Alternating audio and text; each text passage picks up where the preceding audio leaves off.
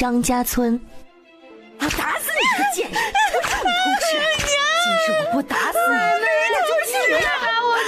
那个不是我娘偷的，是他婆娘偷的。旁边一个5、6岁的小男孩哭着喊着说道：“不要再打我娘了，我娘痛！”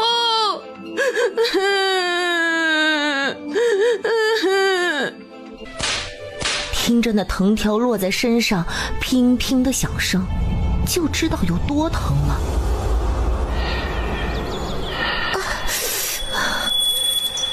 简秀再次睁开双眼时，映入眼前的便是藤条的影子。你这个贱人，你竟然敢！你！然而他话还没说完，简秀眼明手快地骑在老刘氏身上，左右开弓。我让你打我，让你打我！就你那2脚毛功夫，还敢对本小姐动手，怕是活腻了吧？你们几个是死人吗？老刘氏朝着站在一旁的3个妇人大喊道：“你们不能打我娘！大婆娘，你不能打我娘！滚开！你们谁敢？”好可怕的眼神！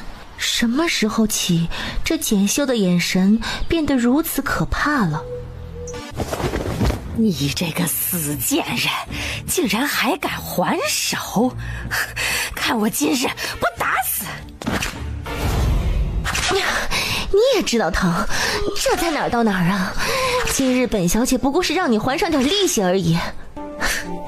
以其人之道还治其人之身，可听过？今日我简秀便要好好的为你上一课。我是你婆母，敢对婆母下手，我一定会告诉李正，将你怎么，你这般看着我，是想表达你对我的不满吗？见状，老刘氏哪里还敢再说半个字？见老刘氏乖了，简秀这才大摇大摆地坐在了一旁。6头7头，二丫，快到娘这儿来。娘，刚才吓死我们了。娘不要怕，二丫给娘呼呼，娘就不疼了。娘不疼，娘一点都不疼。娘，小心！凭借着特工的敏锐度，哪怕6头不说，简秀也知道自己的身后有危险。哎呦！看来刚才还没打够呀。哎呦，没天理了，没天理了！媳妇打婆母，这没天理啊！简秀，你可知道你在做什么？知道呀，在教训这个不知天高地厚的无知老妇。就凭你也想伤我？我告诉你，之前我不还手，那是因为我尊重你是长辈。如今看来，你是不打就不会乖了。老头子，救我，救我呀！你看看他，是不是他失心疯了？你们还看什么啊？没看到你娘被他踩在地上吗？张子荣、张子华兄弟俩便朝着简秀跑去。娘，小心！放心，娘不会有事的。哎呦！两人正准备爬起来再战时，李正、张文远便从外面走了进来。大白天的，你们这是在干什么？李正，你来得正好啊！你来看看谁家媳妇敢对婆母动手的。李正爷爷，奶奶她说谎，明明就是奶奶先打我娘的，我娘要是不还手的话，都要被她打死了。简秀心道：啊，你的娘已经被打死了。哎呀，张老头啊，不是我说你，整个张家村也就你家里整日闹哄哄的，不是这事儿就是那事儿，就不能消停点吗？李正，话可不是这么说的。这四房一家，人又多，干活的又少，吃的就更多了。你再看看子轩，每月光药钱就要花费不少了。话还没说完，里面传来砰的一声巨响。是爹，爹肯定又掉下床了。老张啊，我记得子轩刚摔下山崖的时候，大夫便说过，让他不要在这样阴暗潮湿的房间里养伤。你是没听见大夫的话还是怎么的？李正，你这话就不对了啊！我们这院子就这么大，他不住这里能住哪儿去啊？我们也想给他住好的，可也要有啊。你们可以换一间，待他大好之后再换回来。你看看他都瘦成什么样子了。李正叔，你有所不知，子轩他跑镖局的时候赚的银子都是给了宫中，我们四房那是1文钱也没留下。但是如今子轩这副样子，爹和娘却完全不理，别说房间吃住这些，就连大夫都已经1年没请过了，他也一直就这么睡在这个房里。你说他们这不是有意想要将人往死里整吗？想要改变这一家5口的日子，唯一的法子便是分家。正这么想着，脑子里突然响起叮叮咚咚的声音。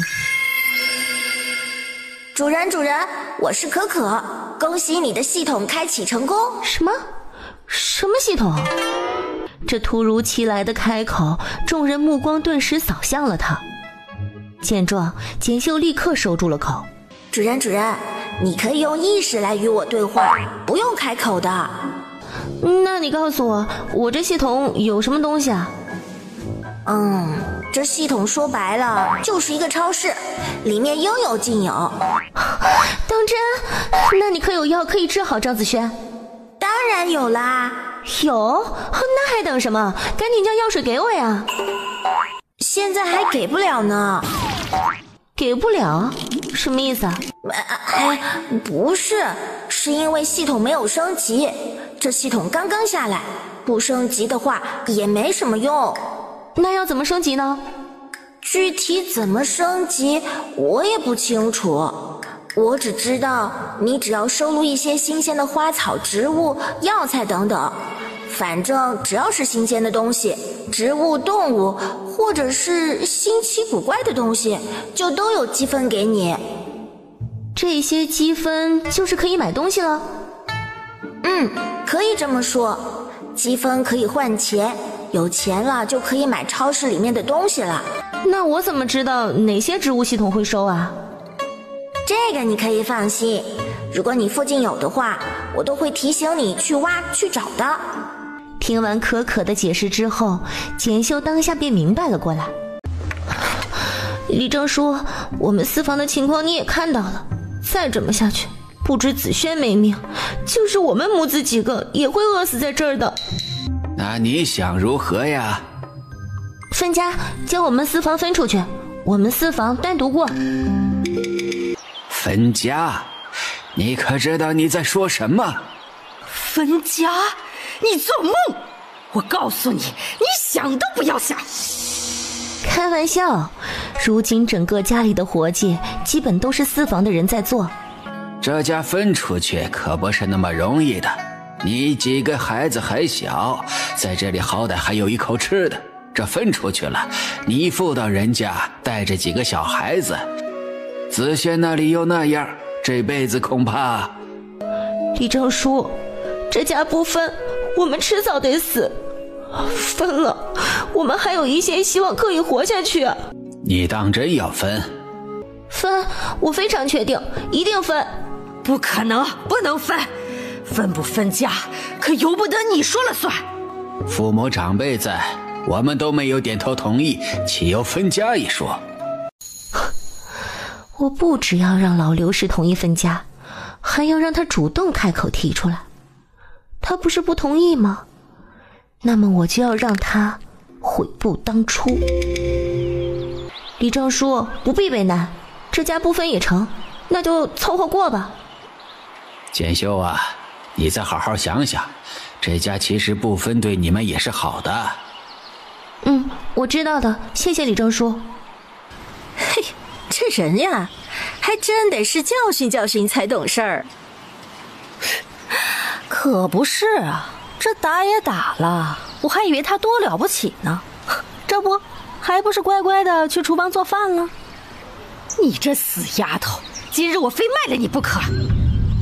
对于二丫，老刘氏早就看她不顺眼了。娘，我不要吃腰子，我不要去那里，娘！你放开他，谁再敢碰他一下，别怪我对他不客气。一个大贱人带着个小贱人赔钱货，下贱的很。张老头见老刘氏没了声音，还觉得奇怪，侧过头看到鼻青脸肿的他时，当下又想起了刚才进来时的那一幕。老四家的，刚才我进来的时候，你是不是在打你娘？你看你娘都被你打成什么样了？罚你们四房所有人2日不准吃东西。这家里的猪是我养的，鸡鸭也是我养的，包括地里的活也是我干的，你凭什么不让我们四房吃饭？今日我简秀还就真就告诉你，我不只要吃，而且要吃最好的。从今天起，我们四房每日要吃上1只鸡，隔天再换上1只鸭。日后我还会考虑宰了我养的那头猪，给我丈夫补身子。你敢？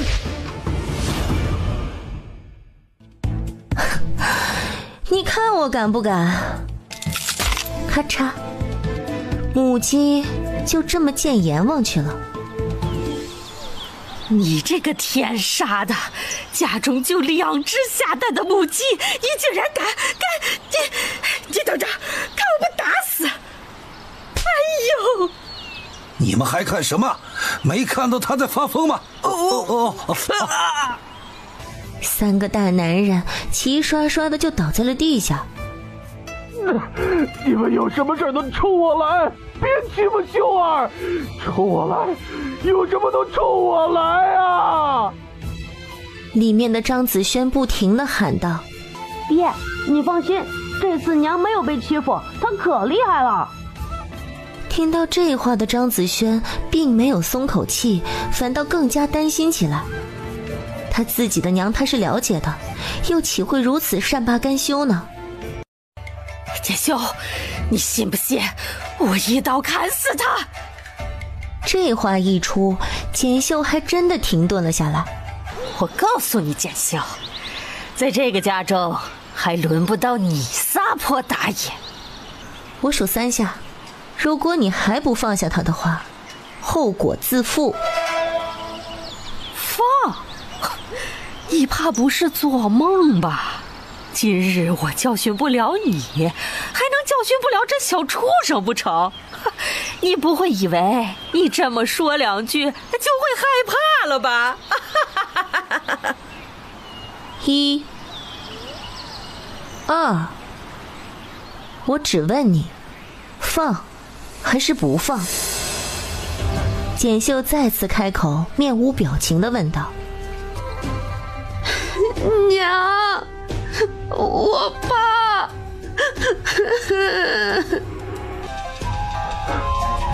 娘，你当真要如此吗？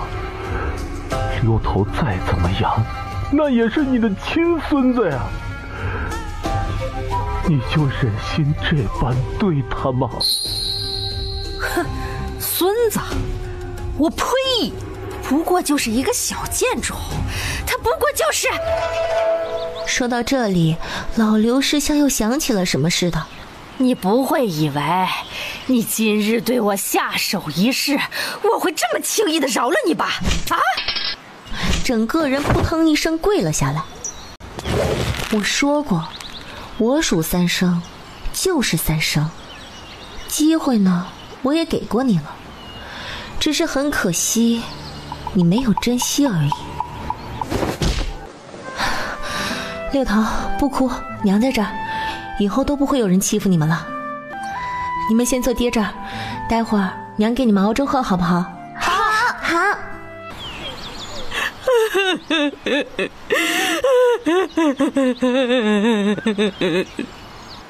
愣着做什么？还不快去请大夫！好，爹，我马上就去。你们呢？你们都在干什么？今晚都不吃了吗？听到这话，大嫂方氏与二嫂陈氏立刻朝厨房里走去。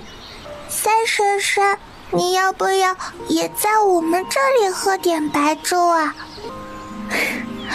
儿呀，你们手里已经抢到白米了，就别浪费了，留着可以多吃2顿啊。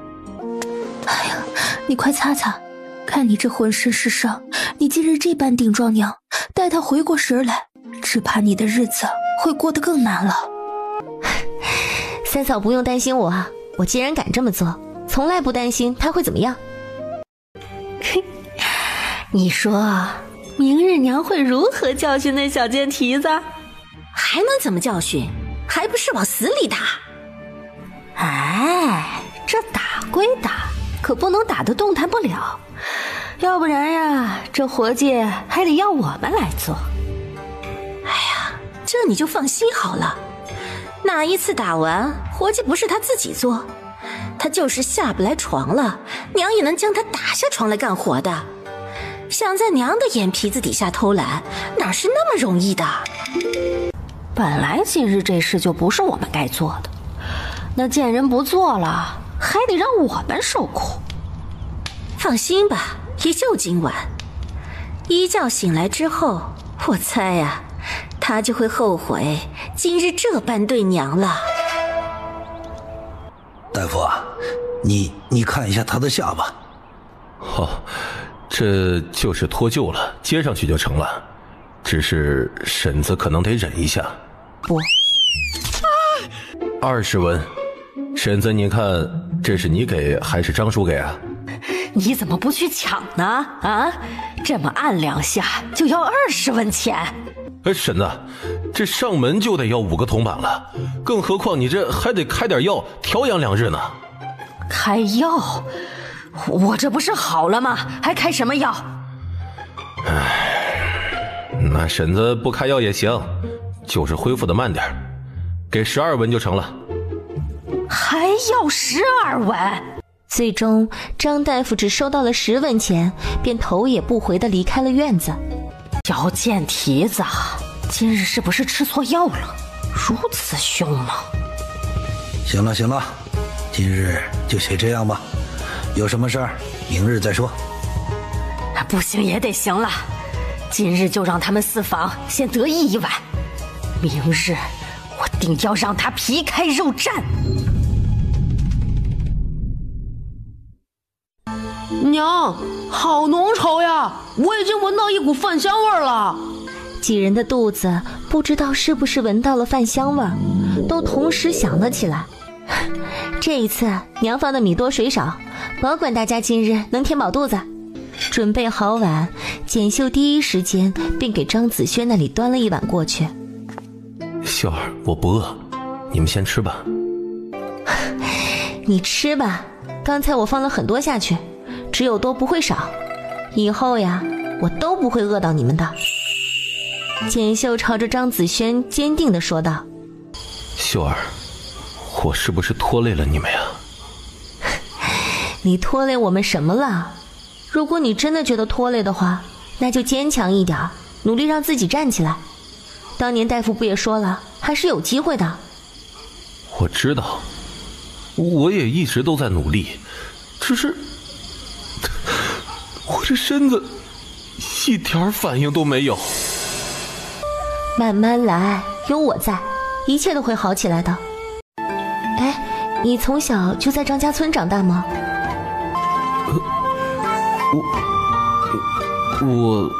我也记不得了，我小时候的记忆都没有了。一点记忆都没有了吗？可能是我长得不讨喜吧。我只记得小时候我明明很乖，但娘却永远都是打我。这就对了。什么对了？实话跟你说吧，我怀疑你根本就不是他亲生的。张子轩一愣，就这么怔怔地看着简秀。你早就怀疑了，对不对？不过这些对于我来说都已经不重要了。简秀了然点了点头，像是想到了什么似的。张子轩又猛地抬头看向简秀，不知道是不是受了什么刺激，今日的简秀真的很不一样。娘，这真的是白粥吗？好香呀！娘，我已经好久没有喝过这么好的粥了。二丫，你这是怎么了？娘，我不敢吃，我怕我吃了这顿，奶奶又会打我们，到时候踩着我的肚子要我吐出来。听到这话，简秀顿时心酸起来。哎呀，二丫不怕，娘永远都会在的，像这样在你们身边保护你们。这话说完，简秀自己都懵了，不敢相信自己会说出这样温柔的话来。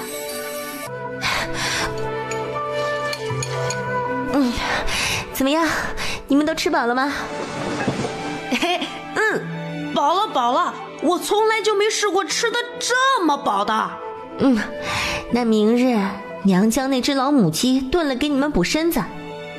简秀不知道，他们一家五口在这里说说笑笑的时候，另一头的老刘氏已经气得五脏六腑都要炸起来。我的母鸡呀！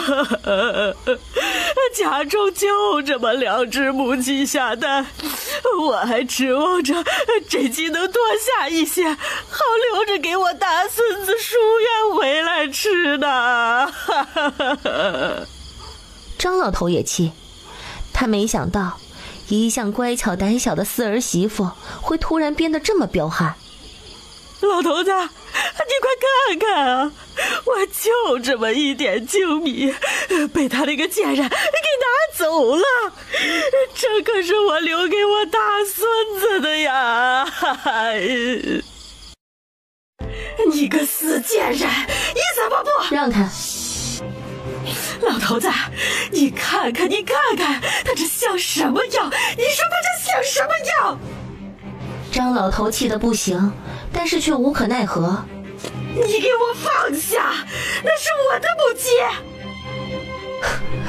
你的？我今日才说过，这里无论是鸡、鸭，还是家里那些猪，都是我养的。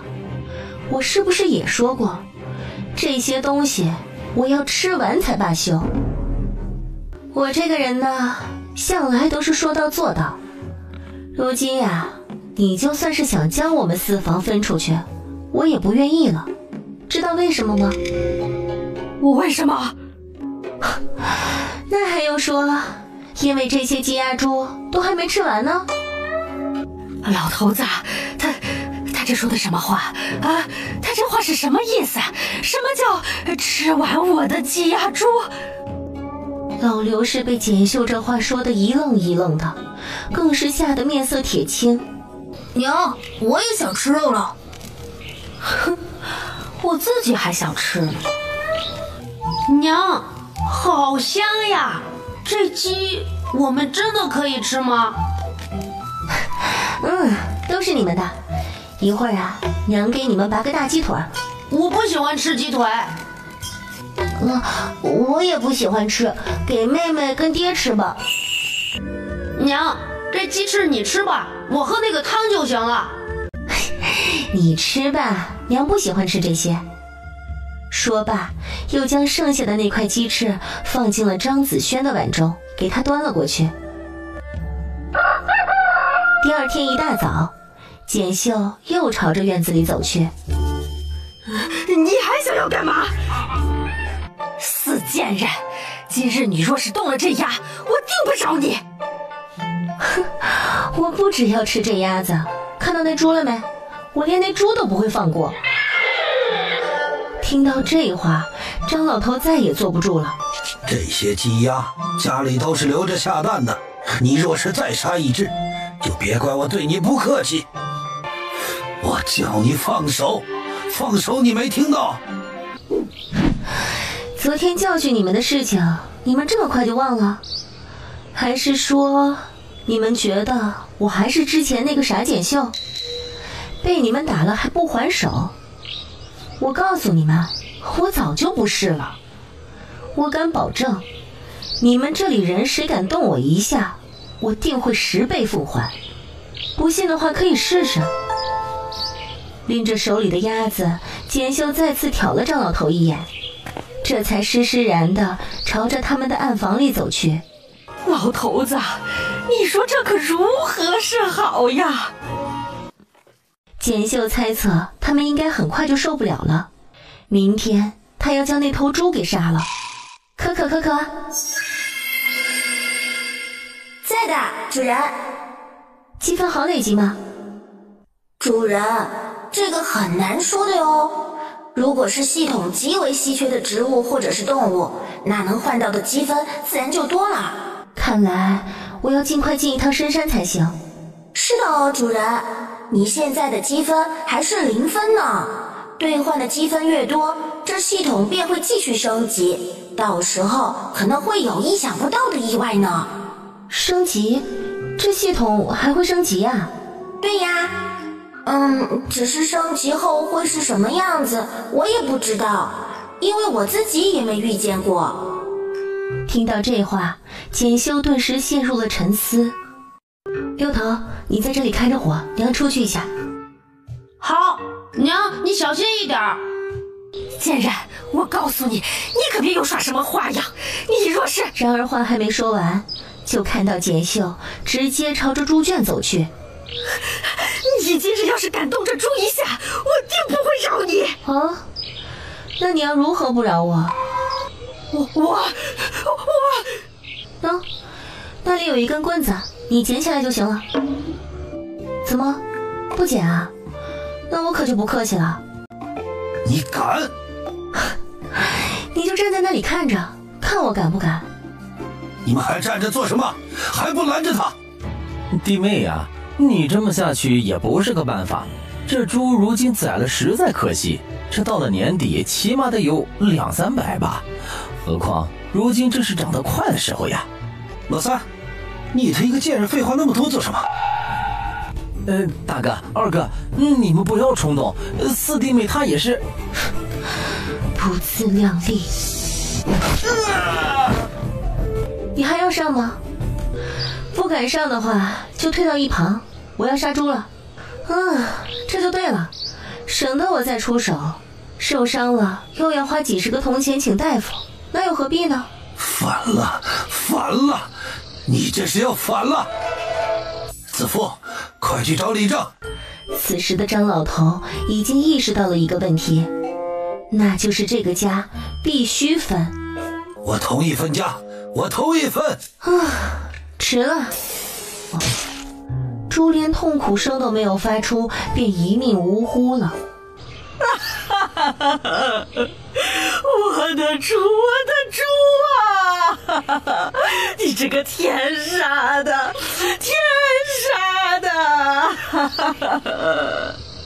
分，我同意分。你们4房现在就可以出去了。你这算盘珠子都快崩我脸上了。不好意思，现在我不想分家了。在这个家中啊，我吃香的喝辣的，分家做什么呢？我记得娘说过，长辈在家不分家，凡长辈在，子孙别离户籍、分异财产者，按律例都会受到惩罚的。娘说的话，儿媳可一直铭记于心。这家怎么能分呢？这家分也得分，不分也得分。然而简秀根本不吃这一套，简秀直接就当没听到老张头的话一样，抬着那头猪便朝着他们那间小屋走去。真好吃。老头，你看看他，反了他了，真的反了。我提醒你们一下，大哥那里好像已经受伤了。子荣呀，你怎么样了？你可别吓我呀！爹，子荣快不行了，快给他找个大夫！快，去把张大夫请来。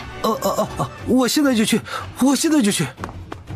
而此时的简秀却还在悠然自得，享受着他的美食。一看到李正，老刘氏就像见到救星一样，朝着李正便是一顿吐槽。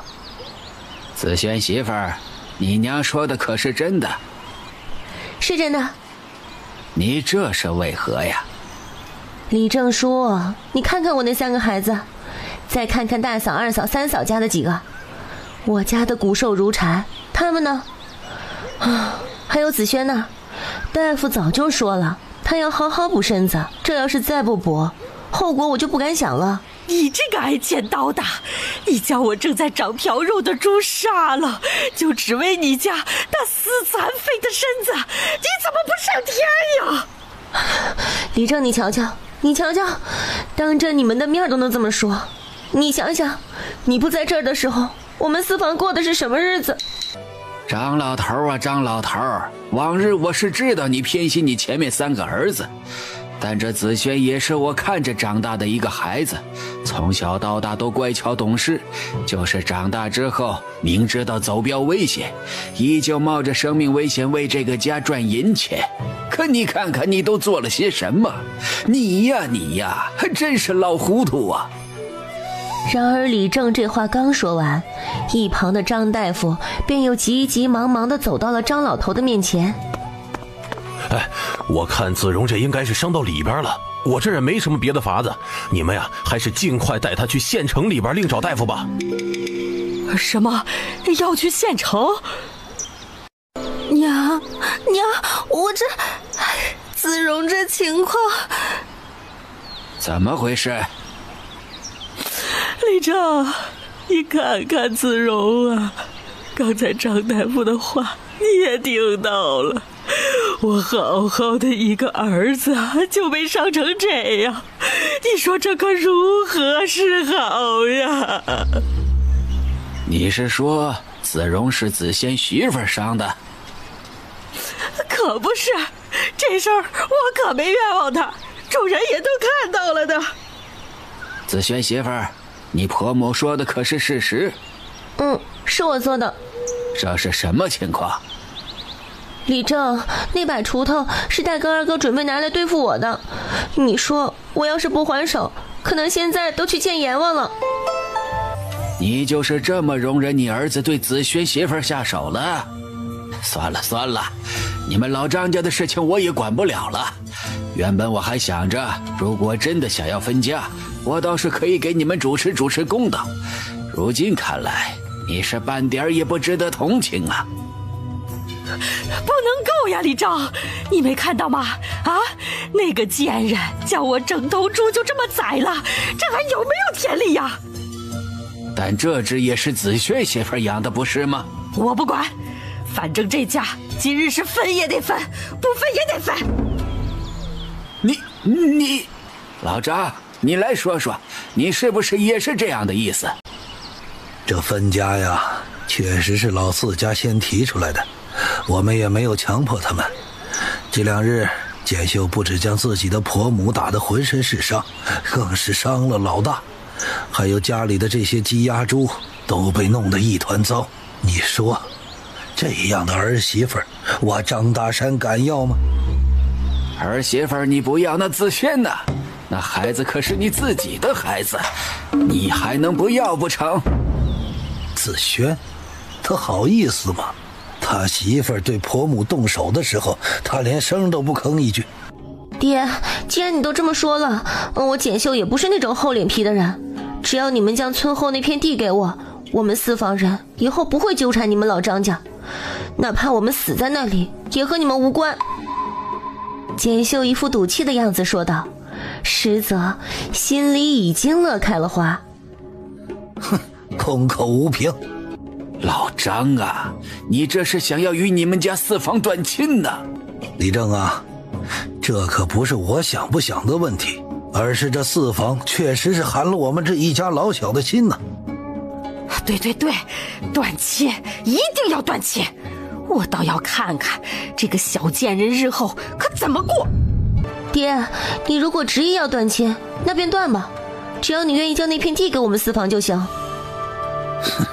不就是一片破地吗？你若是想要的话，拿去便是了。李正，那到时候连村委那片地上的地契一道签了吧。老张啊，你们还真是不怕遭天谴呢。哼，天谴？他简秀对我这个婆母动手的时候，可没想过天谴不天谴的事情。我们为何要想呢？少啰嗦，他不是很能耐吗？那就签吧。就这样，简秀被迫签了断亲书，同时村委那片地也归他所有。六头，你这是？娘，我怕你背不动爹，所以找了智勇叔与海飞叔过来帮忙。一旁的老刘氏在看到这个样子之后，气得双眼都冒火了。那可是上百斤的猪肉啊！这猪至少有上百斤了，我也不说全都要了，至少也要给回我们张家一大半吧。这猪与你有什么关系吗？是你养的，还是你割过一次猪草？又或者说，刚才杀猪的时候，你有拔过一根猪毛？回答不出来，回答不出来就是没有。既然都没有关系，那这猪你有什么资格问我要？子轩那儿就麻烦你们了，还有那些东西也麻烦你们帮忙搬一下。老头子，那猪肉，那猪肉。只是几人到了村委的时候，明显就笑不出来了。子轩啊，这屋子是人住的吗？子轩，实在不行的话，你就先去我家那里住上一段时间。不行。嫂子不用觉得不好意思，这屋子不整修一下，怕是不能住人了。如今天气还挺好的，不冷，只要将屋顶先修一下，我们将就着住一段就好了。这屋子里面稍微收拾一下，也不是不能住。张子轩见简秀实在是坚持，于是也开口道：志勇兄弟，你们将我放到那儿就成了。六头七头见大家都忙，于是也跟着简秀身后帮着收收捡捡的。二丫呢，则是陪在张子轩的身边。爹，你渴吗？要不要二丫给你装水喝？爹不渴。他做梦都没想到，有朝一日他们会离开那个家。看着这屋子的狼藉，今日怕是进不了山了。娘，我们要不要再搭个灶台呀？哎呀，你不说啊，娘都忘了。你们等着，娘现在就去搭。张志勇与张海飞在看到简秀准备做饭后，立刻便朝着简秀说道：嫂子，你不用做我们的，这屋顶也没多少事儿了，一会儿就修葺好了。那怎么行呢？米我都放了，怎么着都好，你们也尝尝嫂子的手艺。说罢，手起刀落，直接将猪脚砍成好几块。只是这单吃猪蹄没有绿菜的话，吃了这么多天荤的简秀也觉得有些腻了。六头七头，一会儿收拾好了，你们休息一下，娘到后院看看。娘，你去吧，我们不累。这里是村委，整个张家村都四面环山，所以这茅屋后面就是山脚了。可可，有什么不一样的花草吗？没有呢。秀秀，你不用担心我会漏掉，我都是系统检测，有的话会自动提醒你的。不过你眼前的那些车前草是一味药材，你知道吗？药材？你是说眼前的这些？对呀，你采来晒干之后再拿到县城里的药材铺去卖的话，应该也是一笔收入。当真？自然是真的。可，不过这里这么多的野草野菜，难道没有你想要的吗？你能扫描多远的距离啊？就是绕着你身边2米内的地方。啊，2米，就这么点距离，这系统扫描也扫描不到什么东西啊！秀秀，有东西！你3点钟方向，快去看看。听到这话，朝着自己3点钟的方向走去。扒开草丛，果然，里面有一棵特别一点的植物，只是简秀也喊不出来叫什么。我挖了要怎么给？话还没说完，手里的植物便消失了。哎，快帮我看看，这植物值多少积分？2.5分。啊，才这么点儿啊！哎，那你再帮我看看，那药水要多少钱啊？你说的是治疗张子萱的药水吗？那药水是经过高科技研究出来的，非常珍贵，要88万积分。不过现在没有折扣，1年当中有好几次是可以打8折的。88万！革命之路漫漫，需要长期不懈的奋斗。同志们，还需努力奋斗呀！嫂子，这屋顶已经修好了，不过我看这房子应该也住不了多久，这屋子四处漏风，到冬日的话，这里面可住不了人呀。我知道，这只是暂时的。见2人实在不愿意留下来吃饭，又将自己切好的猪肉递到2人面前，给，让你们在这吃饭，你们也不用。但这猪肉呢，你们是一定要收下。你们也看到了，这里有上百斤呢。你们如果不帮忙吃一些的话，那会坏掉的。哎呀，嫂子呀，你可以拿到镇上面去卖了，这样也好再换点大米回来呀。少废话，拿着吧。哎，我刚才去后院，那里有些药材，明日下晌，你们带上春枝和林霞一起来，我们一起到后山脚下去采。药材？嫂子，你还认识药材？还别说，刚才真是巧了，这药材啊，我认识。是什么？车前草，就是我们喊的布宜草。伏夷草？那怎么会是药材呢？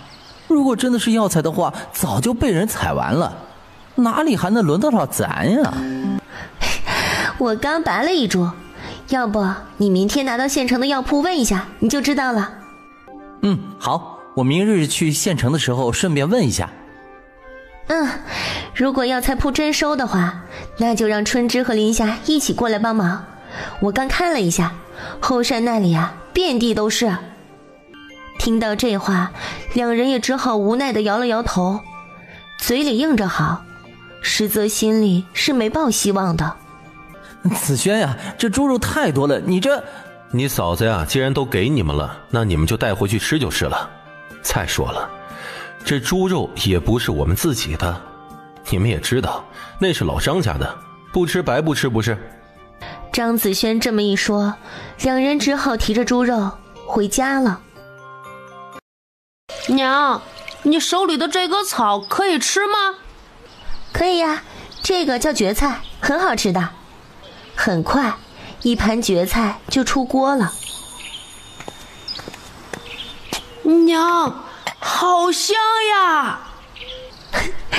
这就香了，这里还有猪蹄呢。娘，猪蹄留给爹爹吃吧。谁都不留，放心，娘以后啊，天天给你们做好吃的。娘，下次你不用做白米饭了，有肉的话，我们吃粥就行。你们吃吧，你们还得干活呢。我也不干活，现在也不饿，我就不吃了。我呀，一天吃1顿就成。哎，我做了很多，谁也不用推让。以后啊，我保证你们天天都有白米饭吃。见简秀坚持，张子轩只好接过他手中的碗。哎，秀儿，我刚才看你抬了一大根木头回来，你是要做什么吗？我想给你做一个轮椅。轮椅？那是什么东西啊？就是和马车一样的东西，你坐在上面，自己用手滑动轮子，这样一来你就不用天天躺床上了。哦，哎，那你知道要怎么做吗？知道呀。啊，以前有你的时候我可以不会，但这2年我学会的东西可多了，多到你不敢相信。那太好了，秀儿你放心，如果说这个轮椅它真的能让我动的话，那许多活计我也是可以做的，到时候你也就不用那么辛苦了。我不觉得辛苦，不知道为什么与张子轩说这些话，简秀好像都是下意识说出来的。哎，秀儿，你这样做应该不行吧？我记得先前爹老张头他们有一套做木工活的工具，就放在屋子里。刚才你们收拾的时候有看到吗？爹，你们说的是这个吗？对对对，就是那个。以前老三去县里边学过一段时间的木工活，这工具啊，还是我给他买的呢。躺在床上的张子轩看到简秀那熟练的手势，内心无比的心酸。秀儿，这2年你应该过得很辛苦吧？再辛苦我们现在也熬过来了，不是吗？对，都熬过来了，都熬过来了。次日受生物钟的影响，一大早简秀便已经起来了。穿越过来这么多天，昨晚是他在这里睡得最安稳的一天。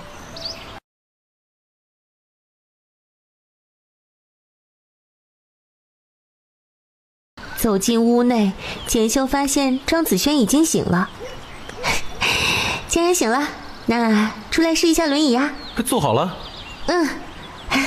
来，我扶你出去。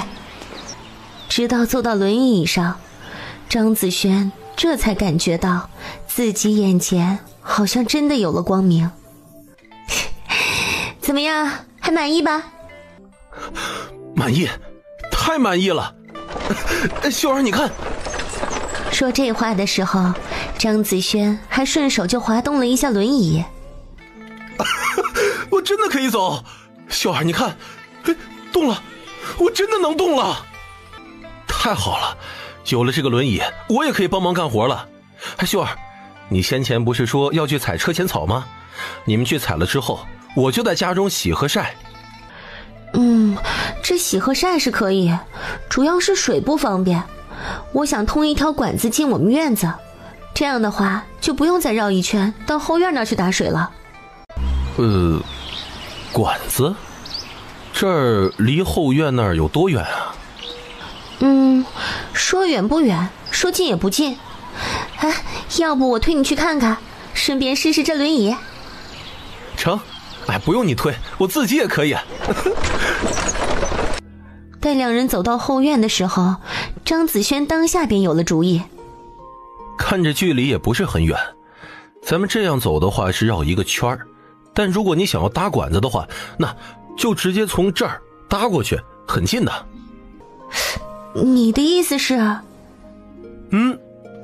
那些竹子呢？看到了吗？你去砍几根过来，我来弄。对呀，他刚才怎么就没想到用竹子呢？你等着，我现在就去砍。只是当他走到竹林时，在看到大片大片的竹笋时，整个人都惊呆了。这是竹笋呀，这可是好东西。竹笋？什么是竹笋？就是这种，你们不吃吗？这东西还可以吃？可以呀，用这个来炒肉，老好吃了。怎么了？为何这样看着我？秀儿，对不起，让你们娘儿几个受苦了。你以为我跟你开玩笑啊？还是说你以为我这2年经常吃这个？你不知道我有多怀念这个味道。你还真别不信，这竹笋就是好东西。你等着，中午我就做给你吃。说罢，简秀又继续砍了好几根竹子拉了回来。你看，够了吗？应该是够了。那就成。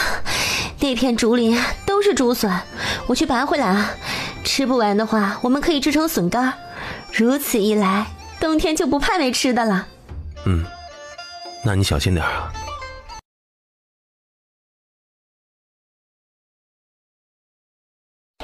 爹，我来帮你吧。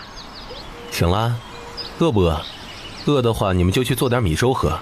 你娘去了后山那片竹林了。不饿。娘是去砍这些竹子吗？不是，是去拔竹笋。竹笋？那我去帮娘吧。我也去。竹林里，简秀在看到满山遍地都是竹笋时，那叫一个开心。娘，我们来帮你。娘，是不是拔这些呀？就是拔这些。所有像这样的都可以拔吗？对呀，都可以拔。哦，那我们知道了。娘，爹说这些竹笋可以吃的，是真的吗？虽然是真的，今晚呀，娘就用这些笋给你们做好吃的，好不好？好呀，如果好吃的话，我们就拿到集市上去卖。娘也是这么想的。等娘赚到银子，就像大头一样，送你们俩去学院里上学。娘，你说的是真的吗？虽然是真的，娘何时骗过你们？可是娘，去学院要好多银子，大头去学院里1年就快要20两了，还不加笔墨纸砚那些。对呀，娘，你让七头去就成，我就不去了，而且我也不喜欢读书。你们再给娘一段时间，娘肯定能赚够银子，送你们俩一起去。娘，我们都相信你。在看到简秀背着满满1箩筐竹笋回来时，随手拿一个便问道：秀儿，是要把这些皮都给剥了吗？都是要剥的，剥完之后再用清水煮一遍，这样吃的话就可以除掉这些苦味了。行，那我先剥，剥完我放到锅里去煮。爹，我也帮你。二丫乖，你呀，去那玩就行，这儿爹爹来做就可以了啊。看着父女2人忙碌的身影，简秀忽然就觉得日子很充实。在来回走了数十趟之后，简秀这才拿着刚才张子轩处理好的那些竹子，开始搭建起来。哎呀，这水真清澈。这水倒是流出来了，但如果是用碎布来塞的话，可能会塞不住，到时候有可能会经常漏水。放心，我有办法。说这话的时候，简秀还一边示范着给张子轩看。看到没？这样就不会再有水流出来了。只要每次我们在用完水的时候这样扭进去就行。我知道了。有了这个之后啊，我们用水的时候就方便许多了。张子轩听到这话，深深地看了简秀一眼，才轻轻地了一声。嫂子，原来那拂衣草真的是一味药材呀。那药材铺老板收吗？收，他们掌柜说了，不管有多少，他们药材铺都收。是要晒干吗？不晒干也成，不晒干的话就1文钱1斤，但如果洗干净晒干的话，就15文1斤。那依你之见，你们是想晒干呢，还是想直接这么拿去卖？自然是晒干。我也觉得晒干好一些。晒干的话，我可以在家中帮忙洗晒，你们只要拔回来就成。这院子够大，如今天气也好，不出2、3日便可以晒干一茬了。子轩，你……也是这时，张之勇才发现张子轩是坐在轮椅上的。这是你做的？不是我做的，是简秀做的。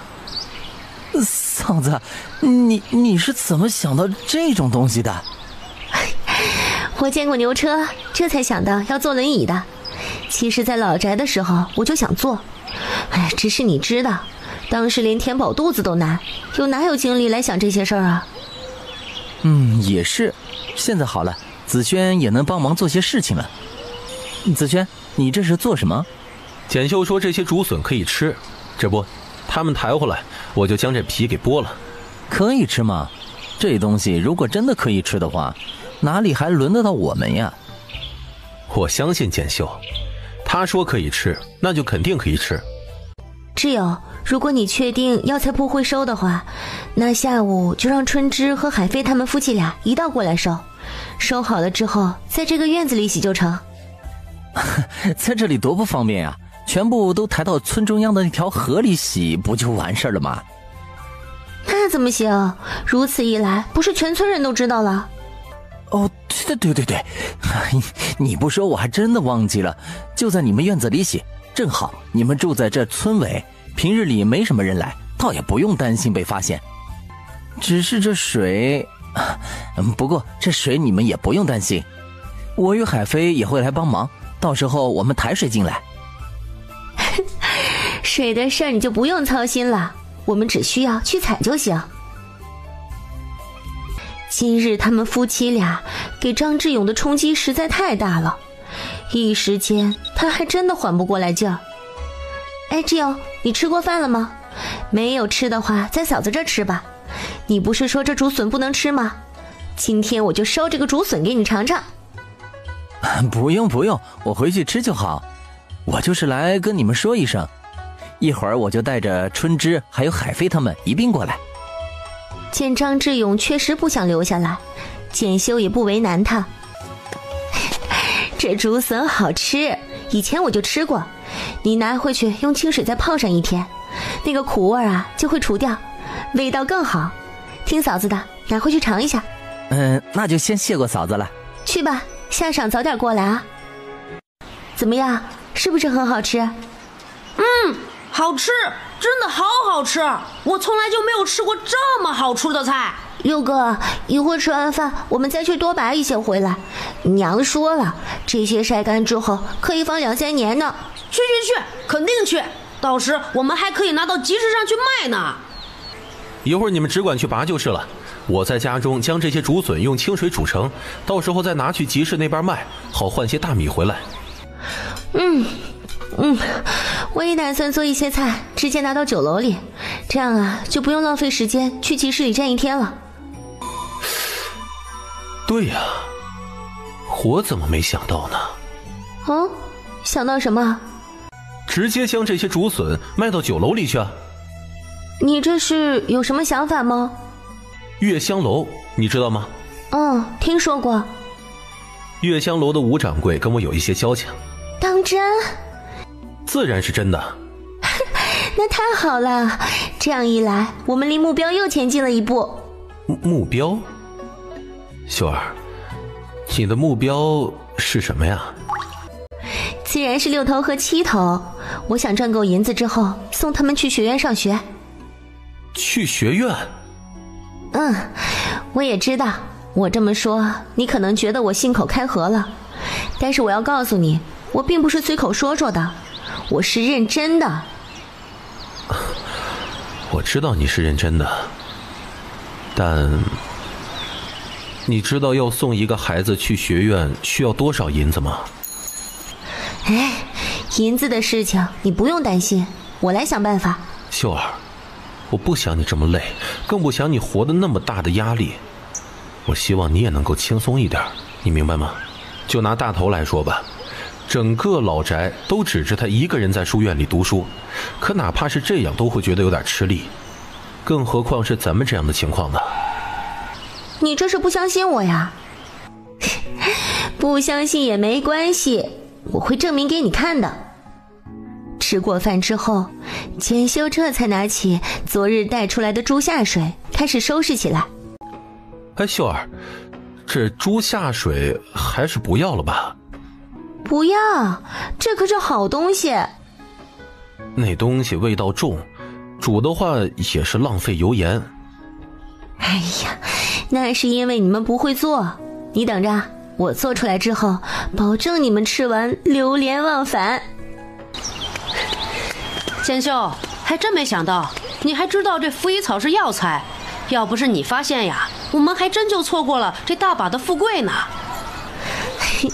我这也是无意间发现的，以前我就知道车前草，有一次抓药期间无意听一个大夫说的，结果那日看到这拂衣草，想想与车前草还是真的像极了，这不就让你家挚友去县城里打听了一下，谁知道这一打听还真被我说中了。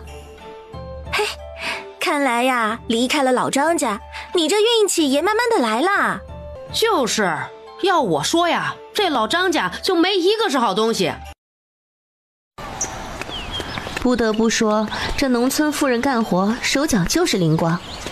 不到2刻钟，几人便已经背了满满1背篓的车前草往他们院子里走来。而院子里的张子轩也没闲着，不只要剥笋，还要煮一遍清水。如今车前草弄回来了，他还要洗车前草。娘，待我长大之后，就不用你再做这些事情，到时这些粗活都由我来做。娘一点也不辛苦，这点活对于娘来讲已经很轻松了。只要你们好好的，娘这点活又算得了什么呢？其实简秀更想说让他们回院子里休息一下，但简秀自己也知道，自己说了他们2兄弟也未必会听。待他再次回去之后，张子轩已经开始洗车前草了。有了这个主管水，洗东西的确是方便了不少。这2日晒干第一批，我就去趟县城，看看这笋干月香楼出什么价。你就这么有信心，觉得这月香楼会收？你不是尝过吗？难道你没有信心啊？还别说，他真的觉得挺好吃的。哎，你觉得这笋干我们要卖多少钱1斤啊？这个呀，还真是不好说。不过做酒楼的，如果他们真的觉得好吃的话，应该会愿意出价的。毕竟这是新鲜吃食，能替他们接到不少的新客。我也是这么想的。我手里还有好几个菜方子，一会儿晚上我做给你们尝试一下。如果可以，倒是可以再和吴掌柜那边商量一下。菜方子？对呀，这都是我自己研究出来的新鲜吃食，希望啊能卖个好价钱，到时候就可以送他们兄弟俩去上学院了。想到刚才6头的懂事，简秀就更加觉得不能就此耽误了他。哎，你有听说过酱油这东西吗？酱油？没有。当真没听过？要不你形容一下，你说说是什么东西，我再想想。是一种调味道的，是用来做菜的。但是用黄豆做的，黑色的水状东西，可有见过？酱油黑色的黄豆，我还真没听过。哎，一会儿志勇跟海飞回来，我再问问他们。如果你都没听过的话，那应该就是还没有这种东西。秀儿，你是不是有什么别的想法呀？我确实有个想法，不过还要我制成了才算。如今不过就是一个想法而已。据他了解，制作酱油最重要的材料就是黄豆了，而这个时候其他东西都不多，偏偏黄豆最多。一般的话2-3文钱就有1斤了。这般想着，简秀就更加迫不及待的想要出一趟县城了。今晚就在这里用饭了。不成，就这么定了。今晚啊，我还有事情要你们帮忙呢。嫂子，你说，只要你开口了，能做的我们都会尽量去做。你们先休息一会儿，到时候我们一边吃一边说。见简秀实在坚持，张之勇他们也只好留了下来。简秀呀，其实不用煮米饭的，我们喝点粥就成。哎，今日忙了一整天了，不吃饱哪有力气干活啊？哎，我看到这大米被你这般放法，我都替你心疼了。心疼什么啊？这人是铁，饭是钢，不吃饱什么都谈不上。你们要是真看不下去的话，那边那些猪肉看到没？帮我把那些骨头都剔下来。那肥肉瘦肉可要分开？不用不用，那些不用分，把骨头剔出来就行。听到这话，林霞与黄春枝也没多想，便朝着那扇猪肉走去。你还真别说，也不怪老刘是那么生气。你这猪还真的正是长膘肉的时候，你这么一刀下去，他要不气疯才怪呢。我猜啊，他可能到现在还在生闷气。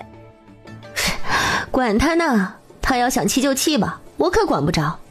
但如果他惹到我，那我可不会再像从前那样客气了。你早就该这样了。你看看，如今这分家了啊，不对，断亲，你们是断亲。你看，你们这一断亲，好日子就陆续来了吧？你瞧着吧，离了他老张家，你们的日子肯定会更好。那是，他们几个女人在这里有说有笑的忙着，那边几个男的也在不停处理那些车前草。这才晒了半天就已经这么干了，再晒上2天，应该就可以拿到仁和堂里去了。明日天气好的话，再晒上1日，应该就差不多了。那还等什么？今晚通宵也要将这些车前草洗完才是啊！要我说呀，还得是你这里的水方便呀。就是啊，这么一扭，水便出来了。哪怕家里有水井，也不如这样方便。不得不说，如今的简秀确实不太一样了，脑子里的各种想法都很不一样，与之前的他完全就判若两人。哎，六头，这火势稍微烧大一些。好，娘。没一会儿，整个院子都是香味了。娘，好香呀！你做的这个是什么呀？嘿，现在娘先不告诉你，一会儿你尝一下，看好不好吃啊？如果好吃的话，娘以后就经常给你们吃。哎呀，简秀，还别说，你这做饭的手艺，我是真没法子比呀。这才哪到哪儿啊？要真喜欢，以后常过来吃就成。好啦，都过来吃饭吧。哎呀，好香啊！还在那里洗车前草的时候就已经闻到了，看样子还真是挺不错的。简秀，你这些菜我好像都没见过，在哪里弄来的？这几个你们也没见过吗？我时常做饭，还真没见过这菜。这好吃吗？好吃啊，这个呀叫野葱，你们快试试看好不好吃。听简秀的话，几人便小心翼翼地夹了几段放进口中。好吃，真的很好吃呀！这真的是野葱吗？是啊，你们看那里还有呢，我没做完。啊，原来就是这个呀，这个就叫野葱。对呀，我这只是随口叫的，也是刚才回来的时候我随便在门口摘了2把，你们快尝尝，要是好吃的话，改明儿你们也拔一些回来。那感情好呀。还有这个，你们也尝尝。这什么菜啊？肉不像肉，倒像是……像什么啊？是猪下水吗？不怪他知道，因为张海飞的父亲便是卖猪肉的张师傅了。没错，这就是猪下水。快，你们也尝尝，然后啊，给我点意见，我再改进改进。然而令简秀意外的是，他这话说完，众人并没有下一步。怎么，你们真不吃啊？那我来尝尝。哇，秀儿，不是你确定这是猪下水？这太好吃了。确定呀？早上那会儿你不是看着我洗的吗？怎么样，是不是很好吃？这确实好吃，你这方子肯定能卖得出去。见状，张志勇也按捺不住，学着张子轩刚开始的样子，轻手轻脚地夹了一块放入口中。真没想到猪下水还能做出这个味道出来。你快尝尝，保证你不会后悔。听到张志勇这笃定的语气，张海飞夫妻两人顿时也好奇起来。建秀，你这菜是怎么做的？这也太好吃了吧！要不是我们知道这是猪下水的话，还真尝不出来，完全就没有一丁点猪下水的腥味呀。所以你们觉得好吃吗？又或者说，还有没有哪里需要改进的地方？改进？如果我说太好吃的话，你会不会觉得我们有点夸张啦？不觉得呀，因为我自己也觉得好吃。简秀很得意地说。听到这话，众人顿时大笑起来，一时间整个小院都充满了欢声笑语。老宅，为何这么晚了，这晚饭还没做好？娘，你也是知道的，子荣这一次伤得很重，这都1天过去了，他根本就动弹不了，一时之间我也脱不开身呀。哟，大嫂，你这话说的，以前四房还在这里的时候，那子轩可是躺了2年，人家四弟妹不也照样啥啥都干吗？怎么到你这儿了，就什么都干不得了呢？二嫂陈思喜阴阳怪气地说道。老三家的，我说这大嫂是要照顾大哥，那你呢？你又要照顾谁呀？二嫂啊，我也是在外面干活刚回来，你也是看到了的，就在娘的前脚回来。少废话，回来了就给我去做饭。不知道为什么，自从四房人搬出去之后，他觉得哪儿都不对劲儿。今日的猪草没打吗？为什么那猪一直在叫？这一次，里面的王秀英直接当作没有听到，一心一意地做他手里的饭。娘，这可不能怪我呀，早上一大早我就打算去打猪草的，只是刚准备出去，大嫂就喊住我了，让我不要去，说一会儿她帮我去打。老大家的，有没有这回事？嘿，你个天杀的，你竟然敢污蔑我！我可没有污蔑你，这话很多人都听见了的，不信你问问三头和四头。我呸！三头和四头都是你的儿子，自然是向着你的呀。实在不行的话，就等我儿天意回来家中，再替我这个做娘的主持公道。听到方妙娟这话，陈四喜很是生气，只是他也知道，如果此时他再不想个法子的话，那么今晚哪怕到了子时，这猪草还得他去打。哎呀，娘，哎呀，我这腰啊，它早上就扭到了，我原本就想与你说来着，这不一时就忘了。我先前还想着让子华回我大哥那边给我找点药的，可是谁知道他忙到现在才回来。哎呀，老三家的，饭不用你做了，你快去打点猪草回来。怎么，我现在还喊不动你了是吗？哎呦娘，我去，我现在就去。那还不赶紧的，真让我这猪饿出个好歹来，我唯你是问。娘，这是怎么回事？秀英不是刚回来吗？这又是去哪里？怎么，这就心疼了？我不过就是让他出去打点猪草，又怎么了？就准你们吃，这猪就不用吃了？将这猪饿瘦了，谁也别想有好日子过。可是娘，早上你不是……够了，不就是打一笼猪草吗？这事儿就这么着。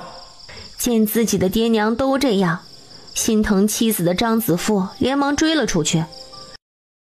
秀英，对不起，我不知道娘会这样。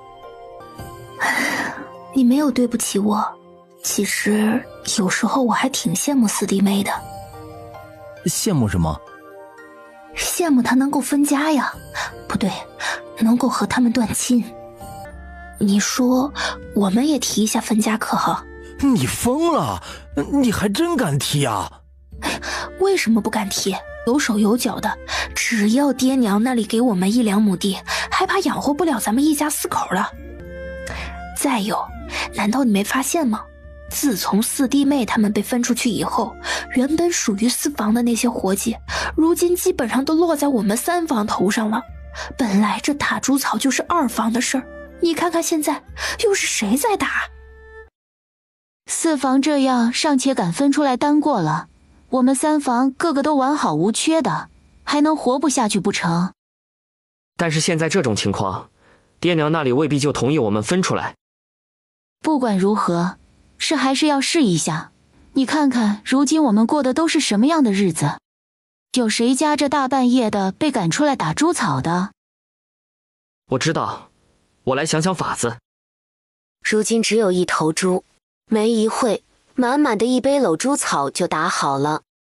秀英，你有没有听到里面好像有声音？好像是有，难道四弟妹还没睡？要不我们进去看一下？如今这会不会有点晚了？我担心他们有什么需要我们帮忙的。你也知道，四弟他这个样子，那还等什么？简秀，你们睡了没？这么晚了，你们这是去打猪草？四弟，你这是？这个是轮椅，你弟妹做的。那四弟，你如今坐着这轮椅可以四处走了是吗？可以了，还可以编织一些背篓，到时让简秀拿去集市上卖一下试试。简秀和几个孩子都睡着了，我就是想着还有一些东西没收拾完，这才出来收拾的。一会我也该睡了。四弟，那你去睡吧。我们就是经过这里，听到你们院子里面还有声响，这才想着过来看看。没什么的话，你就早点睡吧，我们也该回去了。你们先等等。四弟，怎么了？是不是有什么需要帮忙的？你们等会。接着又朝着里面走去，没一会，手里便包了2把大米饭出来。这是我们晚上吃剩下的，你们拿着路上吃吧。这不成，不成，你们本来就没什么吃食，这里都能顶你们一家子1天的吃食了。拿去吧，我那里还有。再说了，老宅那些是什么人，你我都很清楚。你们夫妻2人这个时候回去哪里还会有吃食？不止你们，5头和大鸭应该也没有了。怎么了？四弟呀，你们这日子可不是这么过的呀。你们不用担心我的，我们有吃的，这些啊，你们就拿回去给孩子们吃吧。啊！说罢，便转身朝着屋子里面去了。秀儿，刚才那些米饭……哎呀，我没有要怪你的意思，你也没有做错，所以呀，你不用向我道歉。接着，简秀又走到他的身后，推着他的轮椅朝着房间里面走去。他的意思很明显，就是不希望张子轩停在院子里干活了。秀儿，我不累，更何况时间还早呢，我还想再播一会儿。你今晚播到这么晚，明天就没精神了，那明天自然就播得少了。如此一来，你干的活不是一样多吗？还不如现在休息，明天有精神了，打起精神干得更快。哎，今天你们不是说那猪下水好吃吗？明天我带着烘干的笋干一起到月香楼那儿去。那你小心些，如果价格不是很高的话，你可以再和他们谈谈。娘，你今日要去县城吗？你要和娘一起去吗？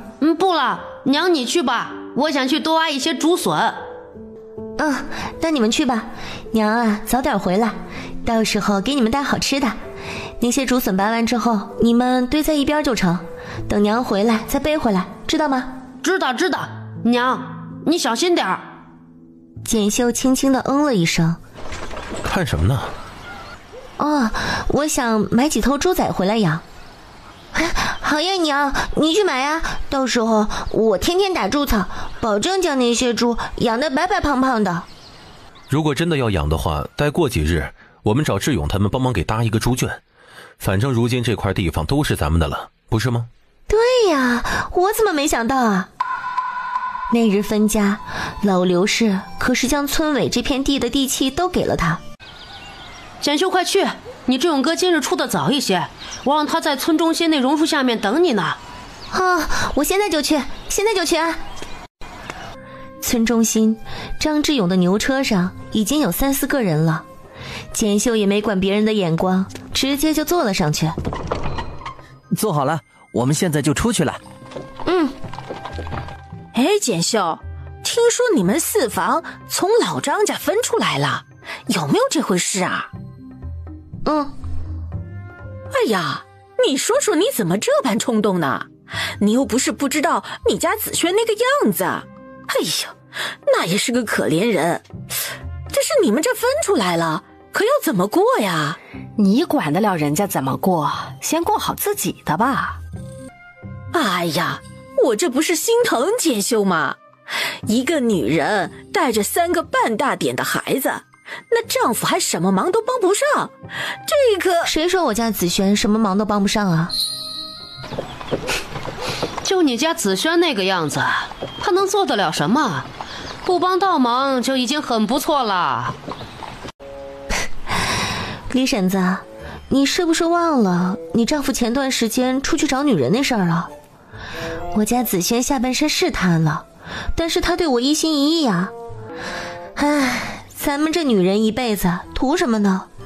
不就图子女有出息，丈夫对自己体贴吗？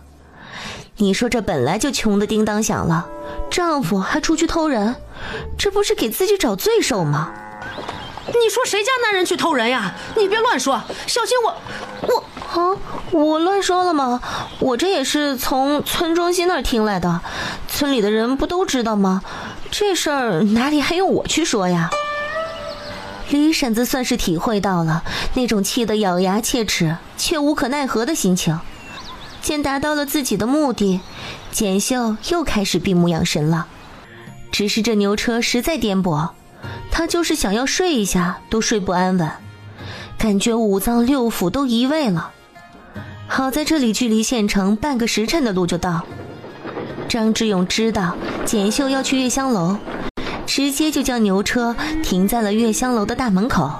嫂子，到时候你到集市那个路口找我就成，我就在那边等你们。你不用等我也行，我一会儿自己回去。那可不成，你这么走回去，走得累不说，还慢。见实在说不通，简秀也不勉强，朝着张志勇点了点头，便走进了月香楼的大门。哎呦，这位客官，请问需要点些什么呢？我想找你们掌柜，方便吗？娘子可是要出售这猪肉？如果是的话，那倒不用非得见我们掌柜。除了这猪肉，我还有一些事想要找你们掌柜。那小娘子能够说说是什么事吗？哎呀，这事儿啊，还真的见你们掌柜才行。我知道你们掌柜姓吴，名明堂，今日是我丈夫张子轩让我来找他的，你且先问一下，看他愿不愿意见我。小娘子，你先在这里等会儿，我先知会我们掌柜一下，但他见不见我就不敢保证了。好，劳烦小哥了。不得不说，这月香楼给他的第一印象还挺不错的。自己明明身穿满是补丁的衣裳，偏偏这小二没有半点瞧不起他的意思。要知道，这月香楼在这县城可算的是数1数2的大酒楼。小娘子，我们掌柜在楼上，他同意见你了。你现在就上去，楼梯口右转那个包厢就是。简秀顿时激动起来，吴掌柜能够见他，就已经成功1半了。你就是子轩的妻子？想不到吴掌柜还记得子轩。记得，怎么会不记得呢？当年我还让他帮我带过一次东西上京呢。哦，原来如此啊。子轩没有与你说过？吴掌柜说笑了，镖局帮人带东西，向来都是不透露客人半分信息的。哪怕我身为子轩的妻子，他也从来没有跟我讲过他镖局的事情。小娘子果然爽快，说吧，今日来找老夫是为何事啊？吴掌柜，不瞒您说，今日我来是和你做买卖的。哦，就是你背篓里面的猪肉吗？这猪肉只要是没坏的话，看在子轩的面子上，我月香楼也是可以收下的。吴掌柜误会了，除了这猪肉，我还给吴掌柜准备了几样新吃食，保证可以让吴掌柜满意。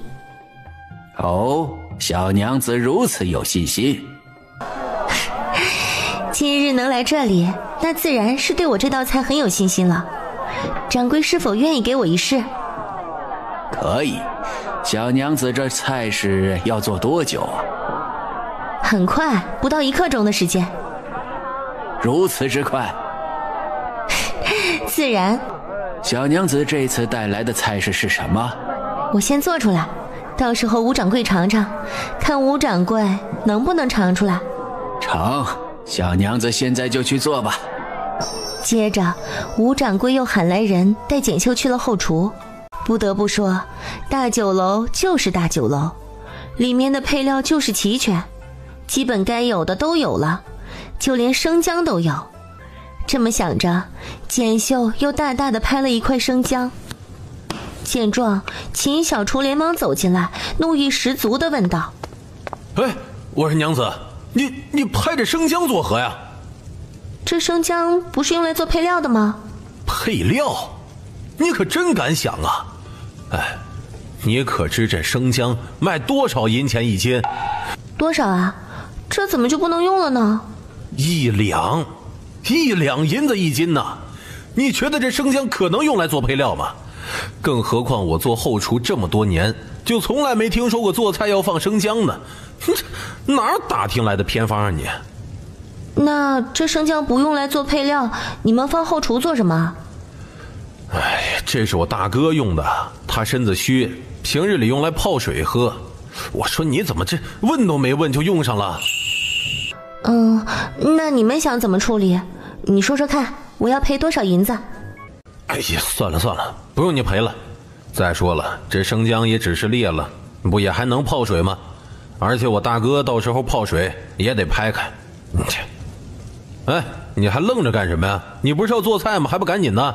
一会儿到了饭点儿，我们可没多余的地方给你在这儿磨蹭。哎，这里还有什么东西是你们自己的吗？没有了，其他的你都随便用。听到这话，简秀这才松了口气，转过身子继续忙活他手里的活计去了。没一会儿，整个后厨便传来一股陌生的香气。哎，我说小娘子，你这做的这什么呀？这是还挺香。天机不可泄露，这香味儿不要说他们2人了，就是自己都闻着流口水。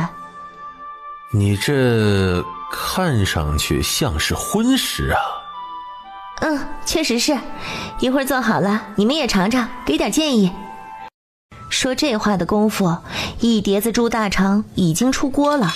这个时候掌柜的也来了。这就好了。好了，吴掌柜快来尝尝，我这儿是刚准备给你拿上去呢。吴掌柜也没跟简秀客气，拿起筷子便夹了一块放入口中。这也太好吃了吧！你这是什么做的？怎么样，吴掌柜，味道方面有没有哪需要改的？改进什么呀？这都很好了，这特别好吃，这个。确实不需要改进了。不过我很好奇，你这到底是什么吃食啊？还有你刚才说的低成本，这又是荤菜，怎么可能低成本呢？我就怕一会儿我说了，吴掌柜你会不信。来，这位娘子这边来，我们细细说说。吴掌柜，你喊我简秀就成。那我就直接喊你简秀了。那咱们言归正传，吴掌柜觉得这道菜如何呢？非常好。那吴掌柜可要这菜的方子？要倒是想要，不过我得确定一下，这是不是真的如你所说那般，是一个低成本的配方。要是太贵的话，我可能连买你这配方的银子都赚不回来了。我怕说出来，吴掌柜你可能都不相信。哦，说来听听。猪下水。什么？猪下水？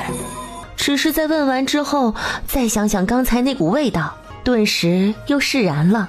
我就说嘛，这嚼劲确实熟悉，只是这味道……所以我才要卖给吴掌柜这个方子啊。据我了解，一般2-3文钱的猪下水可以做4-5碟菜呢。你说这是不是小成本啊？简秀啊，老夫还真是小瞧你了。那你与老夫说说，这个方子你想出多少银子？吴掌柜不妨先说说，你愿意出多少银子？这个呀，容老夫想一想。要是吴掌柜为难的话，那不买也成。简秀，你既然都来这里了，老夫自然是不能让你失望而归，不是？我给你这个价位如何？那是4两呢，还是40两呢？怎么还嫌少啊？最多只能再加10两，再多的话可就不行了。既然吴掌柜是熟人了，50两就50两吧，我也不是那种不知足的人。好，我这就命人去给你拿银子。吴掌柜不急，我这不是还有猪肉吗？另外啊，我还在你后厨的木盆里泡了点东西，今儿晚上呢，你就将这些东西切成条，炒肉丝，到时候啊，也是一盘菜。哦，是吗？自然啊，不信吴掌柜可以去看看。听到这话，吴掌柜真的去看了。吴掌柜，可有看出这是什么东西吗？这是肉，也不像肉。这是什么呀？是什么当然不能说了，不过吴掌柜今晚可以先尝试一下，如果喜欢的话，到时候去张家村村委那儿找我，我有许多呢，可以都卖给吴掌柜，保证是新鲜吃食。哟，你这做生意还做上瘾了？嗨，这不是穷惹的祸吗？还望吴掌柜莫要见笑啊。岂会呢？君子爱财，取之有道。你这又既不是去偷，也不是去抢，老夫为何要取笑你呢？听到吴掌柜这话，简秀当下便知道他是一个是非分明、三观很正的生意人了。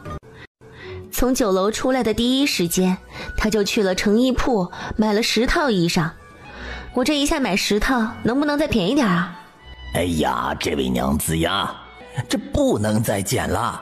哎呀，我买10件那么多呢，要不再减3文？哎呀，好了，最多只能再减2文。成，那都给我包起来。接着，简秀又去了兵器铺，买了一把弓箭和匕首。等简秀找到张志勇的时候，他已经在那里等了很久。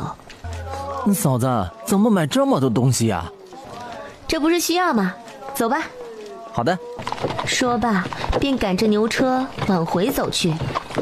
简秀啊，你老实说，以前你家子轩走镖的时候，你们夫妻俩是不是偷偷藏下很多私房钱，没交到宫中？老婶子，你哪只眼睛看到我们夫妻俩昧下那么多私房钱了？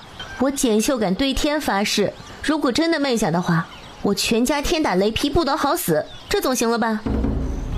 哟，瞧你这话说的，我不过就是开个玩笑。这话嘛，还是不要乱说的好。我听了倒不觉得有什么，这要是别人呢，可能会觉得你别有用心了，这样就不好了。我有什么居心？简秀，你这话可不能乱说呀。你看看，我不就是举个例子吗？你就这么大反应了？那你刚才说我的呢？那我岂不是要拿刀砍你了？见他闭了嘴，简秀这才闭上双眼，在角落里闭目养神。今晚回去，他要将那些竹笋抬回来，明日还要去趟深山，看下能不能猎到好物。这般想着，倒也很快到了村中心。嫂子，我一会儿再搭你到村委，你东西多不方便，反正我也要去找子轩兄问点事情的。因为东西多，倒也没跟张志勇客气。娘回来了，娘回来了！你们吃饭了吗？我们不饿。一听这话，简秀便知道他们定是没吃。说不饿，无非就是想省点粮食。娘，你给我们都买了新衣裳吗？一会儿吃完饭你们都试试。今日娘卖东西赚了点银子，总不能一直让你们饿肚子。你可知道我今天的猪下水配方卖了多少银子？看你这样子啊，应该卖的不少。10两？差远了。难道是20两？是50两。什么？50两？是不是不敢相信？还有那猪肉也是，吴掌柜啊，以按市场价15文收的呢。我还以为放了2-3天不新鲜他不要呢，想不到他这人挺好的。怎么你不相信啊？我相信你，我只是不敢相信咱们就这样就有40多就有50多两银子了。对呀，我也不敢相信。哎，你说这银子我们是用来造房子呢，还是先送6头7头去学院？娘，我们先不去学院，我们等家中造好房子后再去学院。我也觉得还是先造好房子再送他们去学院的好。其实简秀也想先造房子，只是他对造房子有很多自己的想法，他甚至不确定手里的银子到底够不够。哎，子轩，李正家那青砖瓦房一共造要多少银子啊？好像是快20两吧，具体多少一会儿志勇带车前草回来的时候问他，他最清楚了。不到20两，这么便宜啊？这还便宜啊？简秀这语气好像有点太大了。这20两对张家村一些人家来讲，可能是一辈子都赚不到的银子。这样说来，他们剩下的40多两已经是巨款了。哎，可，主人，我在呢。你那里有设计稿吗？你是要造房屋的设计稿吗？对呀。有是有，但是要用积分来买。那就行，你看一下那设计稿要多少积分？设计稿如今有折扣的，只需要258个积分。什么？主人，这还是如今的活动价呢，平时都要318积分。听到这话，再想想自己那可怜兮兮的2.5积分，更是坚定了简秀要进深山的想法。用过饭后，简秀又拿上背篓，将6头和7头拔的那些竹笋都背了回来。娘，这较劲的竹笋已经被拔得差不多了，明日我们就该去远一点的地方拔了。哎呀，累不累啊？累的话就休息1日再去。我们不累，累的是娘亲，娘每日都要扛着那么重的竹笋往家里搬。听到这话，一旁的张子轩顿时沉默了，低头看看他坐着的轮椅。你们下次去的地方是不是后院右边那片竹林？那里的话离我们近一些。那儿地很平，明日我去抬吧。哎呀，不用，你在家中剥这些竹笋就行。再说了，车前草也需要有人洗啊，始终也是要分出来一个人干这种活嘛。可是我不想让你这么辛苦。我不觉得辛苦，不过明日我可能要晚一点回来，到时候我再去扛回来。你明日要去哪里啊？听到这话，简秀顿时沉默了。见简秀沉默，张子轩又着急地问道：秀儿，你可别想着去做一些什么危险的事儿啊。哎呀，想什么呢？我就是想去隔壁村的李家村问问，看他们那的青砖怎么卖。那也不用去一整日啊。秀儿，你也别省那1-2文钱了，跟个牛车过去也没那么累，时间上也会省去不少。我明日到村口那儿等牛车吧。次日，醒了，早饭我已经做好了，在锅里呢，赶紧去吃吧。你起得这么早啊？嗨，醒都醒了，躺着也睡不着了，干脆就起来了。一会儿吃完我就出门，你在家没问题吧？哎呀，能有什么问题啊？你且放宽心吧。喝了2口粥，简秀又指了指一旁木桶里他昨晚泡好的黄豆。就那些黄豆我已经泡了，一会儿你如果闲了的话，帮忙蒸煮一下。哎，我刚还想问你呢，你怎么泡这么多黄豆啊？这一顿半顿的也吃不完啊。这个呀，不是用来吃的，我是用来做新鲜东西的。新鲜东西？什么新鲜东西啊？等我做出来你就知道了。记得蒸到熟了就成，这样用手捏一下会烂就成。好。天色不过刚亮，简秀已经朝着山路口那边走去。进深山很远，他不只要打猎，还需要存一些积分。哎，可可，我们现在进深山了，如果有好东西的话，你要记得提醒我哦。知道，你就算不说我也知道。不过你也别抱太大希望就是了。为什么？之前我不是说过吗？我只能扫到附近2米的距离，想要扫得远一些的话，那就多用一些积分。那也得是要我有积分用才行啊。嘿嘿，加油哦，你行的。这一路上，简秀看到的好东西还真不少。哎，对，这个就是八角了，快，收录进来。这个八角树可以收入200积分哦。这么多啊？收，立刻录进去。秀，你右手边，看看是不是有什么东西会动的。听到这话，简秀立刻朝着可可说的方向走去。只是在看到那东西时，顿时吓了一跳。是蛇系统也要收录啊？收呀，这东西才值钱呢！快，收进来！哎呀，它这头可是3角形的，这明显是有毒的嘛。你放心，你只要碰到它一点就行。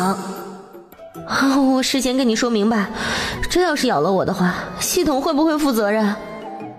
系统会有相应的药给你，但是同样需要你的积分来抵扣。哎呀，这系统这也算吗？趁着蛇没有反应过来，拿着匕首的右手迅速伸向蛇尾。怎么样，收录到了吗？这蛇值多少积分啊？怎么还没出来？不会是没积分吧？应该不会，可能是积分较高，系统需要研究一下。之前也有过这种情况，要么就是系统出故障了。不过你放心，我能扫描到的，或多或少都会有的。简秀怎么觉得可可这话并非是安慰呢？与此同时，简秀昨天买了很多东西回来的事情被传得沸沸扬扬。想不到呀，平日里老实巴交的人竟然藏了这样的心思，怪不得一门心思想要分家，感情人家早就藏了私房钱呀。娘，刚才村里的李婶子还说，那贱人还买了一个铁锅呢。什么铁锅？那可是大户人家用的东西，他简秀也敢用？可不是嘛，我们这都这么长时间了，铁锅连摸都没得摸一下，他们4房的人竟然用上了。这不过才分家几天呀，要说没有昧下私房钱，谁信呀？娘不成，那些东西我们要回来才行，那些本来就该是我们的东西。此时的他们都没有想过，他们口中的4房与他们已经断亲了。去什么去啊？现在去的话，地里的活都不用干了吗？成，那今晚收工之后，我们再去找他们算账，我都要看看他们还有什么好说的。子轩，你可知道村里人都说些什么？说什么？昨个嫂子不是坐我的牛车回来的吗？那李婶儿也在。如今整个村子都传嫂子买了很多东西回来的事情了。嗨，我们这既没偷又没抢的，买再多的东西也与他们没关系吧？问题就在这里了，不知道是谁开始说的，就说是你以前走镖的时候昧下的私房钱。你猜这话要是传到老宅里，那会如何？听到这话，张子轩当下便放下了手里的车前草，往身后的车前草与竹笋看了一眼。他们如果突然闯进来的话，他还真挡不住。那些可都是简秀昨日才买回来的，还有简秀昨天还剩下的40多两，也不知道有没有藏好。如果也一并被他们抢走的话，想要再要回来那就难了。简秀呢？他今日不在家吗？他今日出去了，可能要到晚上才回来。这院子里有这么多的车前草，你爹娘他们是断不能进来的呀，否则的话，这事儿要是传的整个村子都要知道了。子轩，你可有想到法子？暂时也没什么好的法子了，要是实在不行的话，你就帮我跑一趟县城吧。跑县城？去那里做什么？不需要做什么，我只要让你帮我请月香楼的吴掌柜来一趟。成，我一会儿。应该不用着急去请。我刚过来的时候还看到张子荣和张子富带着厨具去地里干活的，我猜测呀，他们应该会到傍晚的时候再过来，你到时候准备就成。听到这话，张子轩又放心了一些。不过这院子里的车前草确实是不能让他们发现，不然啊，咱们想要多赚些银钱，那可就难了。这个你放心，今晚我与海飞都会在这里，他们来的话，我不让他们进来就成。山中，这一趟还真没来错。一路上，简秀就已经收录了好几种植物了，只是那条蛇的积分到现在还没出来，这可把简秀给急坏了。秀秀，我觉得吧，你还是不要着急的好。这其他东西都能出积分，那说明不是系统的问题，就是这个毒蛇的积分还没有出来而已。很明显，这毒蛇的积分很高。啊，但愿如此吧。我现在有多少积分了？现在已经快2000了。才2000吗？哎呀，还是有点慢，我得88万呀。这才多长时间呀？有2000已经算是不错了。哦，对了，那个屋子设计稿你还要不要？你确定是我们这个时候的设计稿吗？确定呀，就是你们这个时候的。哎，你昨天跟我说有折扣的，那我是不是现在可以买一份啊？对，只是你现在有时间挑选吗？啊，就是没有啊。等我晚上回去的时候，活动会不会就结束了？不会，到今晚子时，也就是晚上的12点。啊，那就好。秀秀，那条毒蛇的积分出来了。真的？多少啊？一共是58888分。哦，这么多啊！你确定你没看错？100%确定，我还看了好几眼呢。那我现在多少积分了？6万多啦，再接再厉啊！这才出来1天，积分就这么爆发了，他还有什么可愁的呢？村委茅草屋里，子轩，你自己在这里没问题吧？我能有什么问题？我的本事你又不是不知道。那我这就去。请问这里是简秀的家吗？张志勇话还没说完，便听到门口处有人说话，只是在看到门口的人后，顿时瞪大了双眼。你是吴掌柜？吴明堂在看到张子轩时也很惊讶，这轮椅他虽然没有见过，但这很明显就是为了腿脚不方便的人而制作的。嗨，我这腿已经2年了，当年走镖的时候遇到了土匪，一个不小心就掉下了山崖，之后就一直这样了。子轩贤侄，老夫不是这样的意思，我是不碍事，我已经习惯了。不知道吴掌柜今日前来是有何要事吗？哦，是这样的，先前简秀啊给我们抓了一把新鲜吃食，说只要我们试过之后觉得好吃的话，就过来这里找他。那些东西他可以用合理的价格卖给我们月香楼。哦，原来是这样。他今日出去了，不过他出去之前有交代过我这事儿，倒是没想到吴掌柜会来得这么及时。吴掌柜要是不嫌弃的话，就进来说吧。成，那我就不客气了。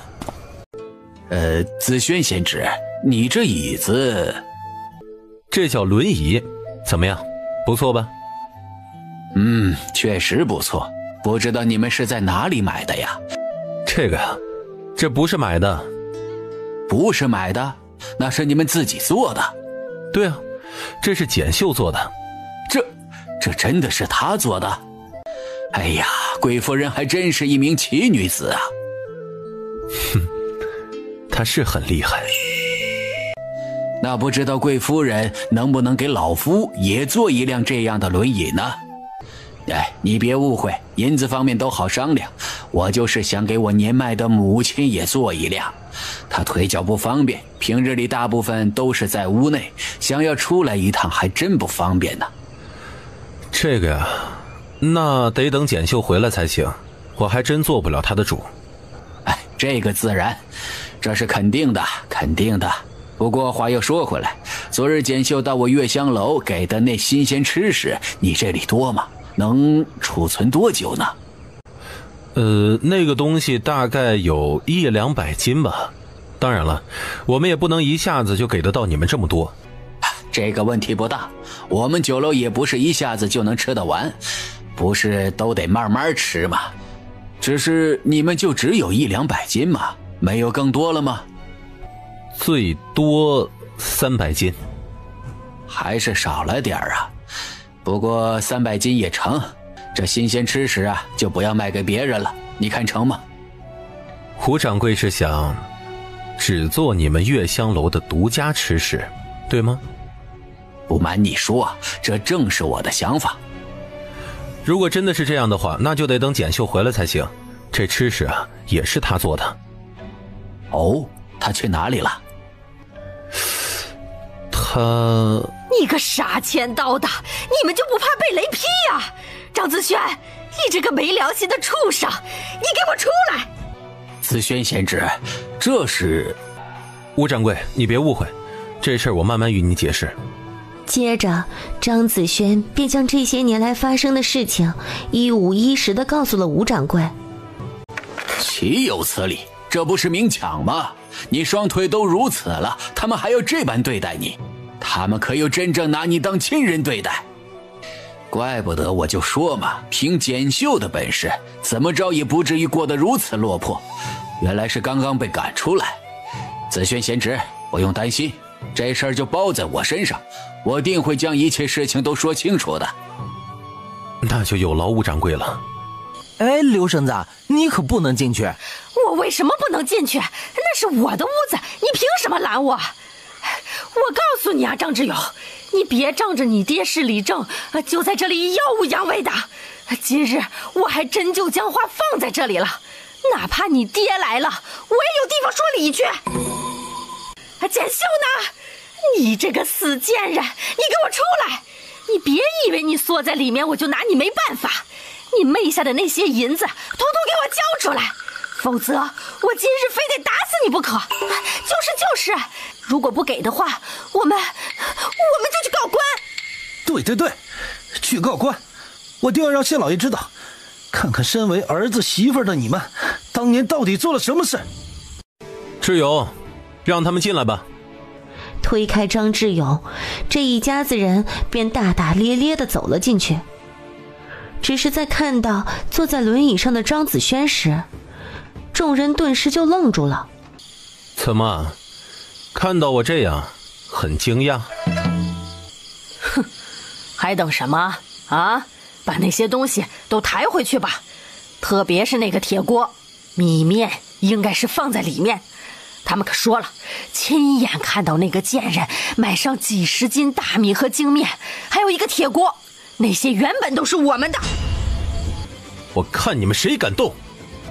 子轩，你这是做什么？他们可是你的长辈，你这是对长辈不尊，你可知道？长辈？哼，你们不会是忘了吧？我们可是断亲了的，难道还需要我提醒你们吗？记住，咱们是断亲，不是分家，搞清楚。我说老张头，你知道你这样子像什么吗？就像简秀说的，你这样完全就叫做恶心。而一旁的吴掌柜也坐不住了，在看到众人准备动手时，立刻就站了起来。简秀小娘子的银子都是我给的，她在我那里卖了东西。你给的？哼，你这老头莫不是与他有什么见不得人的事情？要不然，看你这身穿着打扮，倒也不像是个乡下人，怎么就会看上那个贱人呢？你，这简秀小娘子之所以会有这些银两，那是因为她用她做菜的方子换来的。老夫买了她的配方，她这才有的银子，可不是你们口中什么媚下的银钱。你们可真的是冤枉她了呀！什么叫他卖菜方子啊？他那手艺我还能不知道？这都吃几年了，就他那点手艺能卖到银子？哈，就是打死我也不相信。他的手艺好不好，我最有资格说。更何况他这银子也的确是掌柜买了他菜方子的银子。你若是不信，觉得我们四房以前昧下银子的话，那大可以去报官。但若是你们今日动了这儿的半点东西，我就对你们不客气。不客气？我倒要看看你这个废物想要如何待我不客气了。你们还等什么？还不快去将那些东西搬回去！好，我们现在就去搬，现在就去搬。然而两人不过刚有动作，轮椅上张子轩手里的棍子便朝着两人甩了出去。见状，张子轩又准备朝老刘氏下手。没天理了，没天理了！你们看看，这都是什么道理呀？大家快过来评评理呀！此时的小院早已经围满了人。子轩，那好歹是你爹娘，再怎么样也不能对他们动手啊！可不是呀，他千般万般不好，不也是生你出来的吗？还将你养这么大，断不能对他动手呀！见村民都开始站在自己这边了，老刘氏就更加有恃无恐了。你们还等什么？还不去把那些东西都提回去？然而铁锅刚提起来，后背就被砸了一下。哎呀，谁打我的？张子荣怎么倒地的，他到现在还搞不清楚呢。还愣着什么？还不快点进去！听到这话，又快速地将铁锅提了起来。娘，你看看这铁锅这般重，少说也有几两银子。就算他真的卖了个菜方子，怎么就这么大方买一个如此重的铁锅呢？这要是没有昧下私房钱，谁信呢？待三房的人进来，看到的便是自家娘与兄弟仿佛在抢东西的一幅画面。大哥、二哥，你们不能这样，娘是知道的，三房肯定是没有昧下私房钱。哎，老三，你这是什么意思呀？你这明显的就是说我们娘胡来是吧？娘，四弟你是知道的，他每次出镖局都有多少银子，你当年也是去问过的呀。他们没有昧下私房钱，你肯定是知道的呀。你不是每次都找镖局的掌柜问了吗？四弟一趟挣多少钱，你还不清楚吗？老三，你说什么？老三，你别仗着与这残废有点交情，就在这里胡言乱语。别忘记了，你到底是谁的儿子？还是说你也想要跟这家子的下场一样被分出去？闭嘴！老刘氏的话刚说完，一旁的张老头便开口呵斥道：哼，所以我张子轩到底有没有昧下私房钱，你都是一清二楚的，对吧？那你今天又来整这么一出，你这是摆明了就是要抢，对吗？如果是这样的话，那就好办了，明日我便去报官。老四，你是怎么对你娘说话的？她是我娘吗？谁家娘会对自己儿子如此狠心的？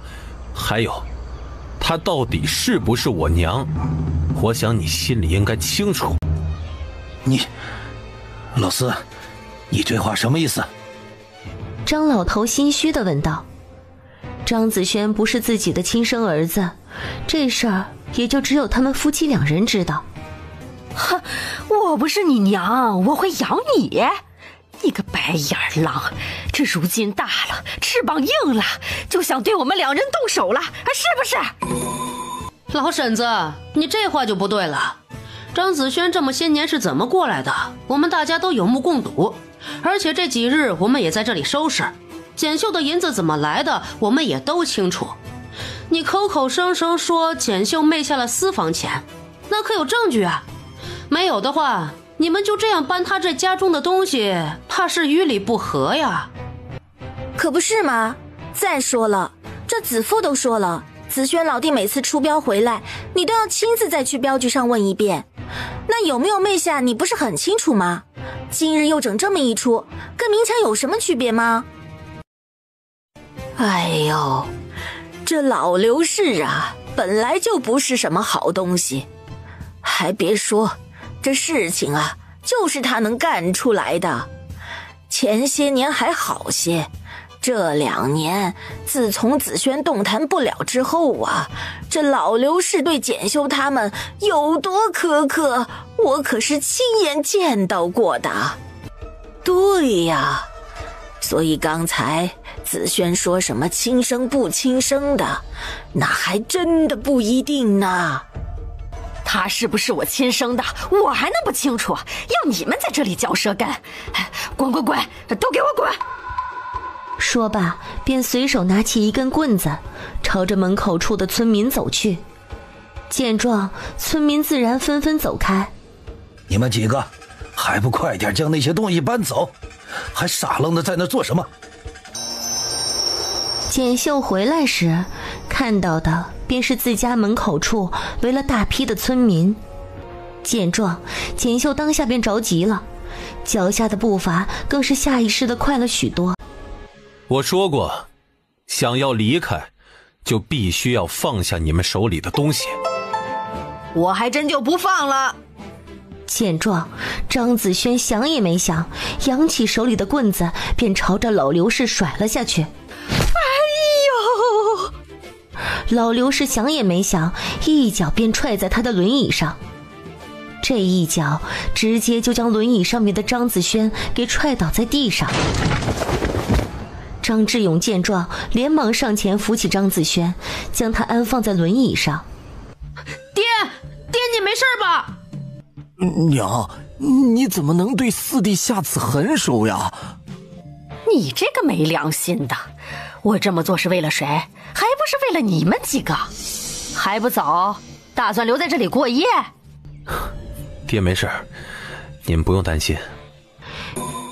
七头，你这是怎么了？怎么流血了？爹，我没事，一点小伤而已。他知道此时自己的爹爹连自身都难保，更何况他这确实只是一点小伤。怎么了，七头？是不是很痛啊？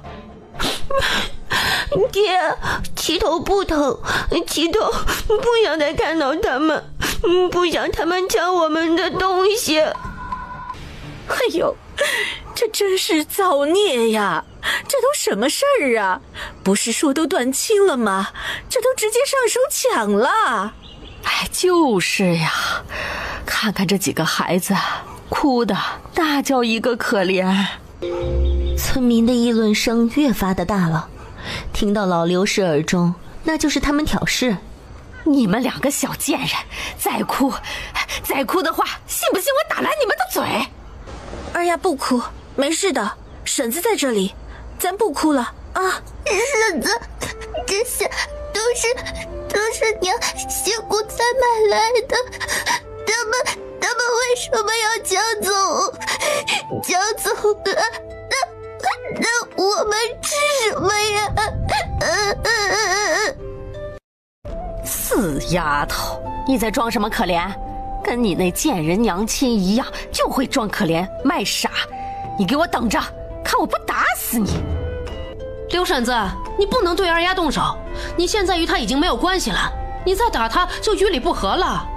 怎么没关系了？整个张家村谁不知道我是她奶？我还打不得她了，这个小贱种！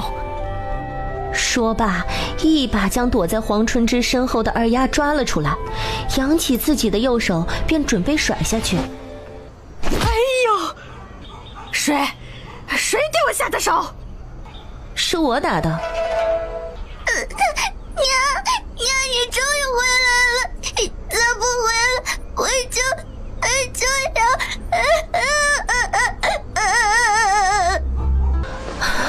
乖啊，娘在这儿，二丫不哭，娘在这儿啊，不会让任何人欺负你们去。秀儿，你快看看，七头的膝盖好像受伤了。七头，疼吗？对不起啊，娘回来晚了。不疼了，七头早就不疼了。谁伤的？娘，我现在不疼了，娘，我没事。七头，不用害怕，娘回来了，就不会有人再欺负你。刚才是你打了七头。我就是打啊！哎呀！见状，一旁的张子华立刻上前，想要对简秀动手。然而他人不过刚刚行动，简秀便一脚踹向他的腹部，噗呲亮丽。我简秀的孩子并不是人家说打就可以打的，刚才那巴掌是利息，七头既然见了红，那就不是一巴掌的事情了。你打也打了，你还想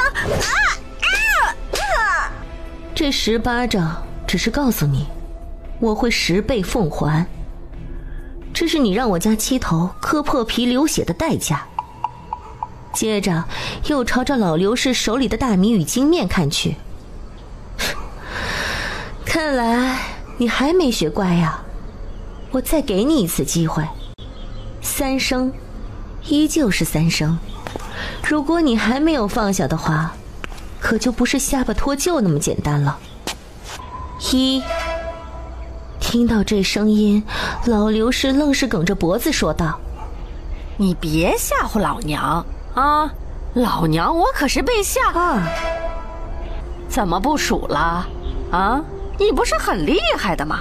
你来呀，你往这里啊！你可知道你打的人是谁呀？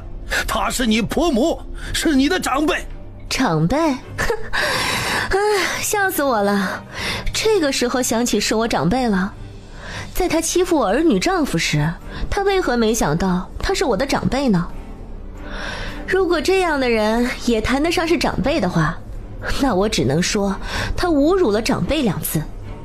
何况大家应该都知道，我们4房的人并非是分家出来的，而是被那些人断了亲的。你们手里的东西，你们觉得你们凭什么身份来拿？长辈？父母？我呸！怎么样，你没事吧？我没事，只是不知道这轮椅是怎么回事，滑不动了。轮椅被人踢了？啊，老刘是踢了一脚。老刘是在看到简秀朝着自己走来时，当下便感到害怕了。老头子，他还不回去？还没丢够脸吗？回去？你们不会以为今天这事儿就这么算了吧？不是这么算了，你还想要怎么样？你的东西我们都没拿，都在这里放着呢，你还想怎么的？此言差矣，今日不止子轩，就连我的孩子都受了惊吓，这些不用赔偿吗？还有，在你们来之前，我家里收拾得干干净净整整齐齐，你们一来，这里无论是院子还是屋子，都乱七八糟的。你们难道没发现吗？那我们给你再收拾回来还不成吗？收拾回来？凤妙娟，你这话倒是说得轻松了。我儿子被吓到，难道不用赔偿了？锦绣，你别欺人太甚了。你把我家四喜打成这样，我们还没找你算账呢，你都主动提了出来了。锦绣，你别，不用喊我，你应该很庆幸，这一拳我没要他的命。你可知道他手里拿的是什么？是我锦绣的东西。你不会觉得我锦绣的东西这么好拿吧？今天我锦绣就把话放在这儿，2两银子，一个子儿都别想少。什么？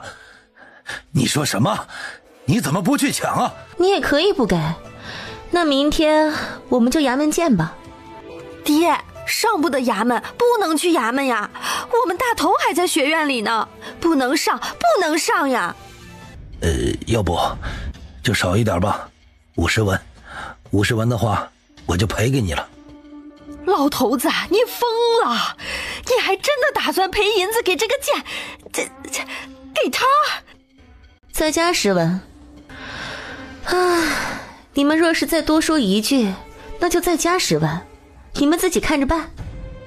你这个贱人，老天怎么不降个雷给你劈了？2两20文。贱人！2两30文。你觉得你说这么多，我们就会给吗？2两40文。我呸！2两50文。够了。2两60文。这个时候他才知道，刚才简秀说的好像是真的。还不走啊？还是说你们想留在这过夜？那也不是不成，就在这院子睡吧，我再收你们一个人10个铜板。现在就走，我们现在就回去。回去早点睡吧，今天好好想想明天到衙门要如何说啊。对了，我忘了告诉你们，如果银子今晚没有送过来的话，那明日再送过来就迟了，因为我不会再收了。我的最终目的就是要让你们受到惩罚。还不快去拿银子？可是这贱人！2两70文。娘，儿子求你了，快去拿银子吧。事情到了这个地步，他除了去拿银子，还有什么别的法子吗？怎么，这些东西你们不打算放回原位吗？这一次不用简秀再说第2遍，他们就乖巧地将东西放回了原位。那里不需要你们过去，你们只需要收拾这儿和那个屋子的东西就成。好的，我不过去。方妙娟也没有多想，既然说不用收拾，那他就省事儿了。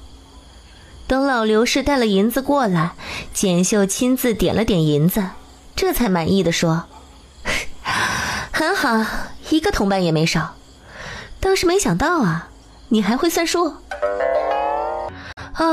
今日这事儿呢，就算是给你们一个教训，让你们也知道，我们四房和你们早就没关系了。我简秀呢，也不是你们可以招惹的人，知道吗？银子都给了，你说什么就是什么吧。你先起来，我来修一下，看能不能修好。然而这话之后，张子轩就跟没听到一样，仍是坐在那里一动不动。秀儿，所以你今日是进深山了？我这不是好好回来了吗？而且我也没有进深山，就在山脚下。这还是我运气好，你看我碰到了只獐子。秀儿，你当我傻吗？我走南闯北这么多年，我怎么会不知道獐子出入的地方呢？他能不能说他还真忘了这事儿了。你也别担心，我做事向来有成算，你又不是不知道。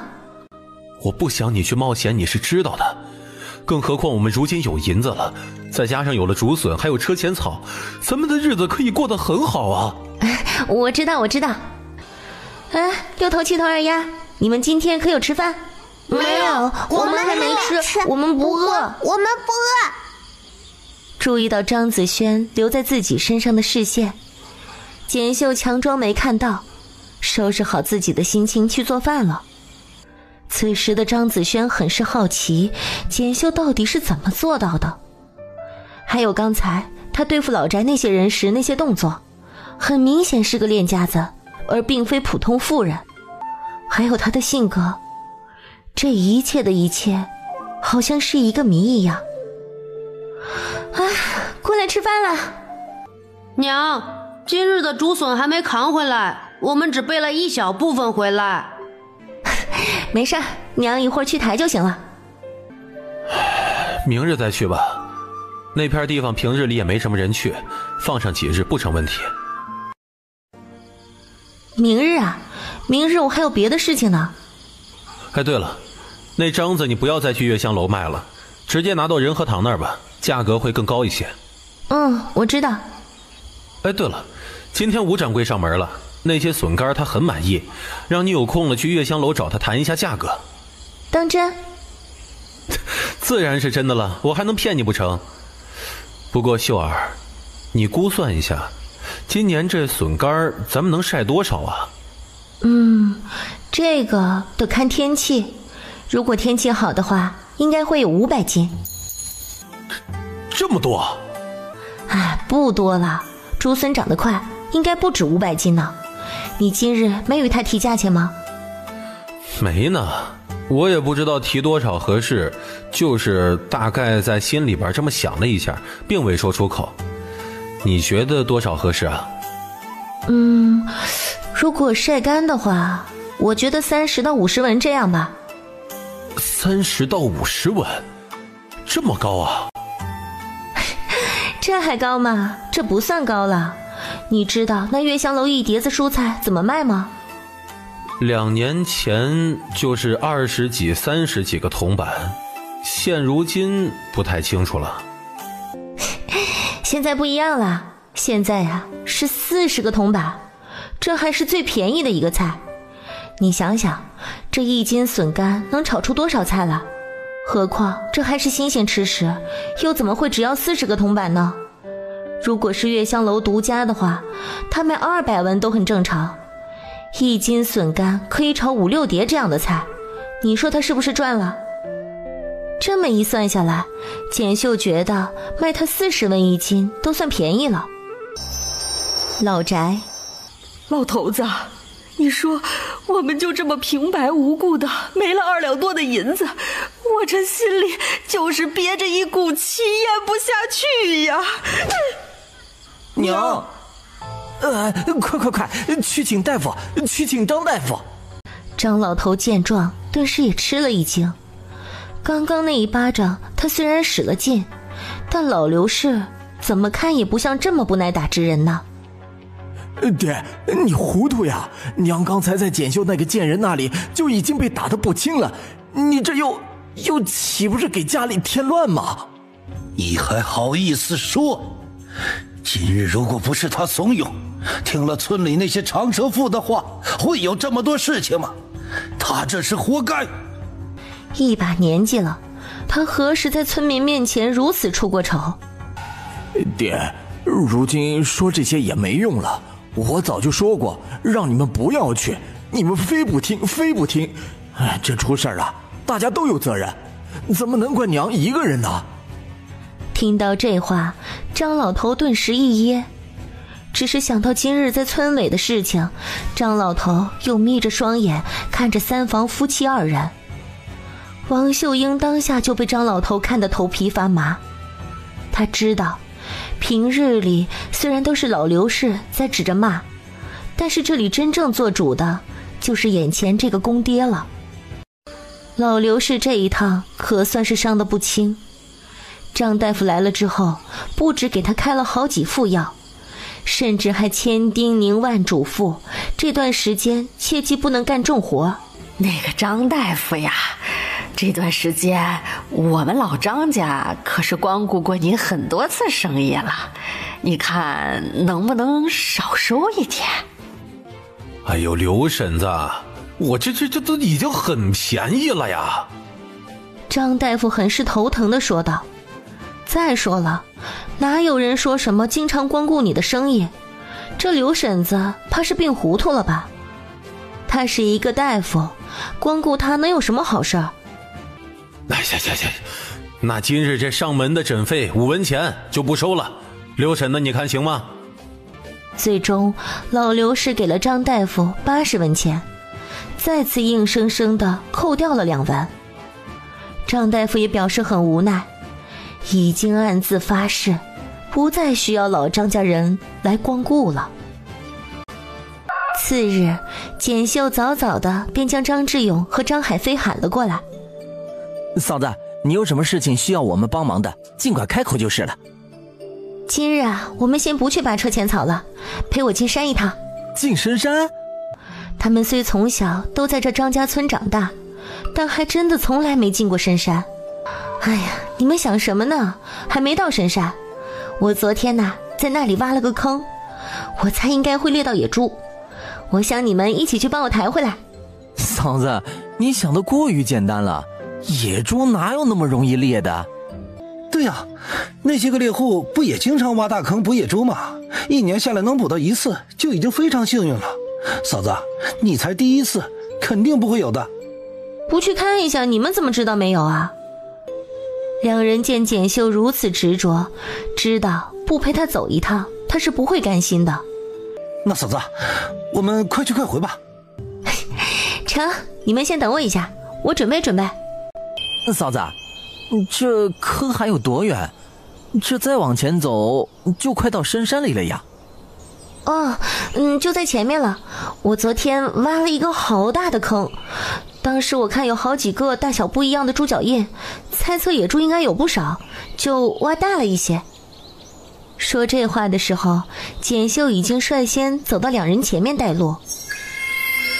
秀秀，前面那里好像有不一样的东西，你去挖来给我看看。植物？对，是植物啦。这个时候有外人在，我怎么可能让你收录活的呢？哦，那你等会儿啊。说罢，简秀又快速地朝着可可说的位置看去，趁着张志勇和张海飞不注意，将可可需要的东西拔了出来，收录进去。前后不过是眨眼的功夫。哎，看到没？就是前面。只是当两人在看到坑里面的野猪时，那双眼睛顿时瞪得比铜铃还要大。啊，怎么了？有逮到野猪吗？嫂子，你这运气也实在太好了吧？哎，怎么有这么多啊？对呀，嫂子，你是不是做了什么？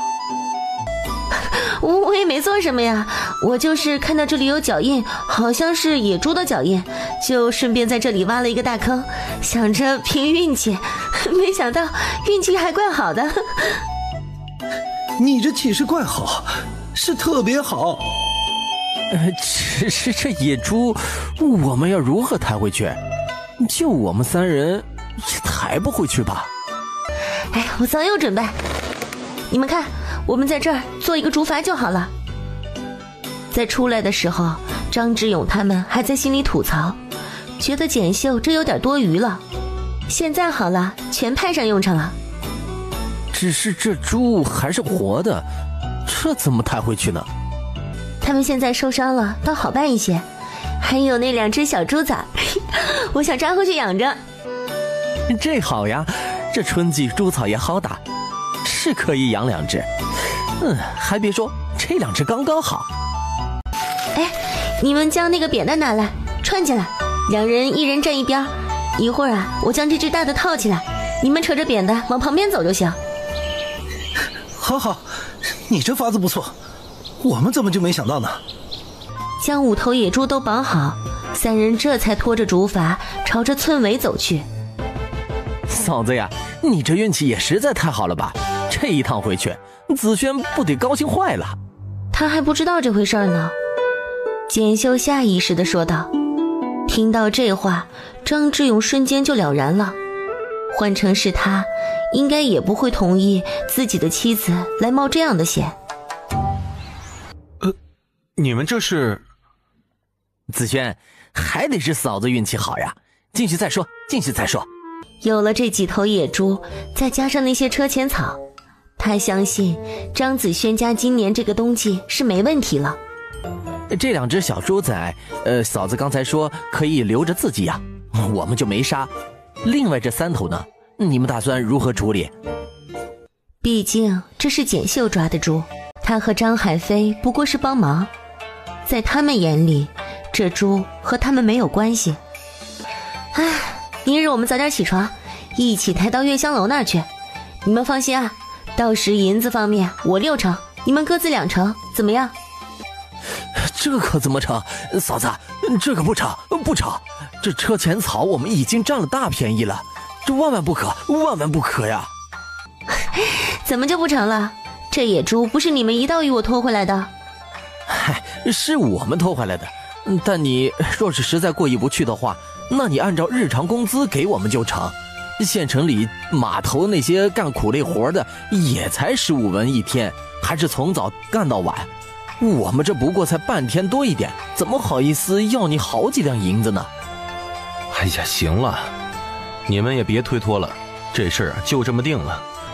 听到这话，张志勇2人，你看看我，我看看你，可哪怕是这样，2人也没有点头答应。几人也忙，倒也没有在这个问题上多做纠结。次日一大早，简秀的生物钟就醒了，但不管简秀几点醒来，总是能听到张子轩在院子里忙碌的声音。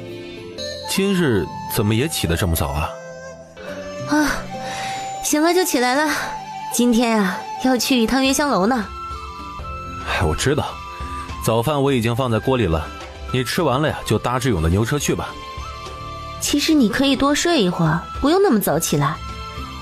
嗨，今日志勇他们说呀，要带一批车前草去仁和堂，我早点起来收拾收拾。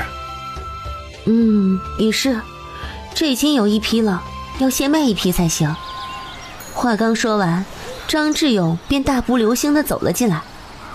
简秀，你都准备好了吗？好了好了，车前草就在那儿。那快些，我们也能早些回来。昨个在那片竹林后面发现好多呀。车前草吗？对，一大片都是。看那样子，少说要得3、4日才能拔完。那感情好啊，多拔一些。我看呀，这东西也就能拔完今年，明年的话，慢慢应该就有人知道了。1年就够了，也够我们赚上一笔了。也对。哎，志勇，能拉得完吗？如果拉不完的话，那就多走一趟。应该就可以，只是人的话就不能再往上做了。这是自然的。这样，这东西我背过去就行。不必不必，这倒不碍什么事。不知道是不是因为拉的东西重，简秀他们用了大半个时辰才到达月香楼。志勇大哥，我猜这月香楼一下子也吃不下3头野猪，你带1头到集市那去卖，一会儿我和吴掌柜谈好事情再过来找你。成，只是这野猪肉要卖多少银子呢？我记得这野猪比家猪要贵3文，那就按市场价18文吧。好的，你快进去吧。说罢，还将那2头野猪帮着简秀抬到了月香楼里面。简娘子，你这是？你们吴掌柜应该在吧？在的，就在2楼。小娘子啊，你怕是不知道，我们家掌柜还说你是他的财神爷呢。昨天啊，还眼巴巴地盼着你来，因为多了个新鲜菜，这酒楼的人气就跟着旺了起来。这2日宾客都满席呢。2人说着，便已经到了2楼。吴掌柜在听到简秀的声音时，便已经迎了出来。吴掌柜，几日不见，越发意气风发了。简娘子这张巧嘴呀，老夫自愧不如。简娘子，今日总不能是空手而来的吧？自是不会，我除了带了你想要的东西，还猎了2头野猪，不知道吴掌柜要不要？那还等什么？带我去看看吧。吴掌柜，请。怎么样，吴掌柜，还满意吗？满意满意。简姑娘，来与我说说价格吧。价格呢，你也知道，市场价就是18文，我不想自己亏，也不想你亏。这样，一下子2头，我就给你便宜1文钱，17文如何？成交。直接就2头猪一起上秤，2头猪一共711斤。吴掌柜直接给简秀12两，再加100文，相当于多给了13文。我也不跟简娘子你绕弯子了。前2日啊，我便与紫萱贤侄讲过，这山货无论有多少，我都要了。他说大概300斤这样，你看一下，还能不能多整出一些过来？300斤估计是保守了，我算了一下，应该有500斤。500斤呐，还能不能再多一些？我尽量，再多的话我也不敢保证，但是我能向您保证，不管我有多少，都只给你月香楼。好，简娘子果然爽快，老夫就等着你这句话。这么说来，简娘子想要卖多少银子1斤呢？这就要看吴掌柜的诚意了。60文，最多60文。简娘子感觉如何？这个价格你可满意？不满意的话，成交。简娘子果然是个豪爽之人。不过老夫还有一事想麻烦简娘子。吴掌柜竟然还有事情要麻烦我，那简直是我的荣幸。我想劳烦简娘子再做1辆轮椅。我听紫萱贤侄说他的轮椅是你亲手做的，我看方便，倒适合我母亲使用，就想再劳烦简娘子再做1辆。不过简娘子放心，银子方面都不是问题，只要简娘子愿意帮老夫做，老夫定不会亏了简娘子的。大婶儿，你要1斤是吧？你等等哈，我马上给你切。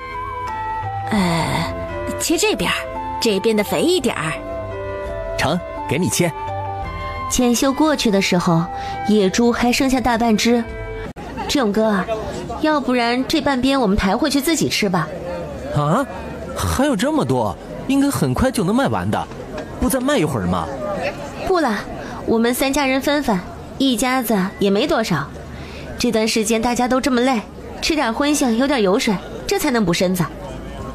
见状，张志勇也很无奈。不过这野猪说到底也是简秀的，他也不好再说什么。简秀，你的事情都谈好了？谈好了。那2头野猪我卖给了吴掌柜，算17文1斤，少了1个铜板，但省事儿。确实，咱们还得回去拔车前草呢。我要去仁和堂那边将车前草一并卖了。志勇哥，你要赶牛车不方便的话，那我自己去。好，前面就是仁和堂了，你小心一点。这章子需要我来给你一道搬过去吗？不用，你都忘了，这章子还是我自己从山里背出来的呢。仁和堂。这位小娘子，你这是卖药材？这是车前草，前几日我同乡来问过，说是晒干的话就是15文1斤，你看一下，我们这儿晒的可还行。你这是如服椅是吧？收的，看你这品相挺不错的。那这个呢？这个你们收不？小娘子，你等会儿啊，我喊一下我们秦掌柜过来。没一会儿，小二又急冲冲地跑到简秀面前，笑眯眯地说道：小娘子，我们掌柜请你拿上这些如服椅和章子，一并到后院里去洽谈。他如今正忙着，你别介意啊。不介意。后院里，简秀进去的时候，映入眼帘的就是好几层的木架子，上面晒的全都是药材。小娘子是来卖车前草和章子的。对，秦掌柜先看看是不是满意。这车前草确实不错，洗得也干净，没有杂草，最重要的是晒得够干。这样吧，今日这车前草我给你涨1文，16文1斤。如果日后也有这样品相的话，还按今日的价钱如何？成，秦掌柜果然是爽快之人。他原以为这仁和堂掌柜会给他压价呢，倒是没想到自己遇到了一个良心掌柜。小娘子，你过来看看，这里一共是124斤，16文1斤的话，那就是1两银子984文，你算算是否可对呀？对对对，就是这么多。至于这章子嘛，不知道小娘子打算怎么个卖法呢？我看秦掌柜也是豪爽之人，不如秦掌柜先给我开个价，满意的话，这章子自然是秦掌柜囊中之物了。这章子身上最值钱的便是麝香了，看这章子的个头较大，麝香应该也不小，大概也能值个8到10两，我就出最高的10两。而这章子皮因为有伤口，到底是破了相，我也可以出2两。接着便是骨头与肉了，这些的话我就按10斤30文1斤，小娘子觉得如何呀？成，就听秦掌柜的。收完银子，简秀在经过墨香居时，又忍不住进去瞄了几眼。小二，那这文房四宝呢？哎呀，小娘子，你看中的这款较贵，要5两银子呢。那边也有，不知道小娘子合不合适？这么贵啊？小娘子如果觉得贵的话，可以看下这边的，这边的就便宜些。这么一套下来800文就可以了。果然是1分价钱1分货呀。想想自己如今的状况，简秀还是买了一套最便宜的。待简秀再次找到张志勇的时候，他的牛车里已经坐了好几个人。嫂子，这里。简秀连忙跑过去，找了相对宽松的位置，便坐了下去。哎，那只章子的积分出来了没有？出来了。那你怎么不告诉我？你这不是没空吗？简秀想想，也是，自己从回来到现在忙得跟陀螺似的，根本顾不上积分。那是多少？这只章子卖了98000的积分。这么多啊？哎，对了，可可，那个设计稿呢？你帮我买了没？不是你说的银子不够吗？现在应该勉强够了，你先帮我买下来。别到时候没有折扣，那我可就亏大了。这房屋肯定是要造的，他又不懂设计，所以这个设计稿还是必须要有的。这般想着，牛车已经停在了村中心。哎，你们看，那个不是简秀吗？这总算回来了，刚还在说他呢。妇人里不知道是谁说了这么一句。哎呀，简秀啊，你可算是回来了。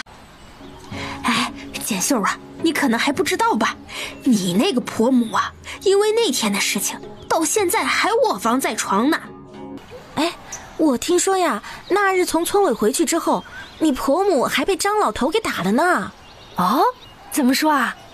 快讲讲，好让我们也听听。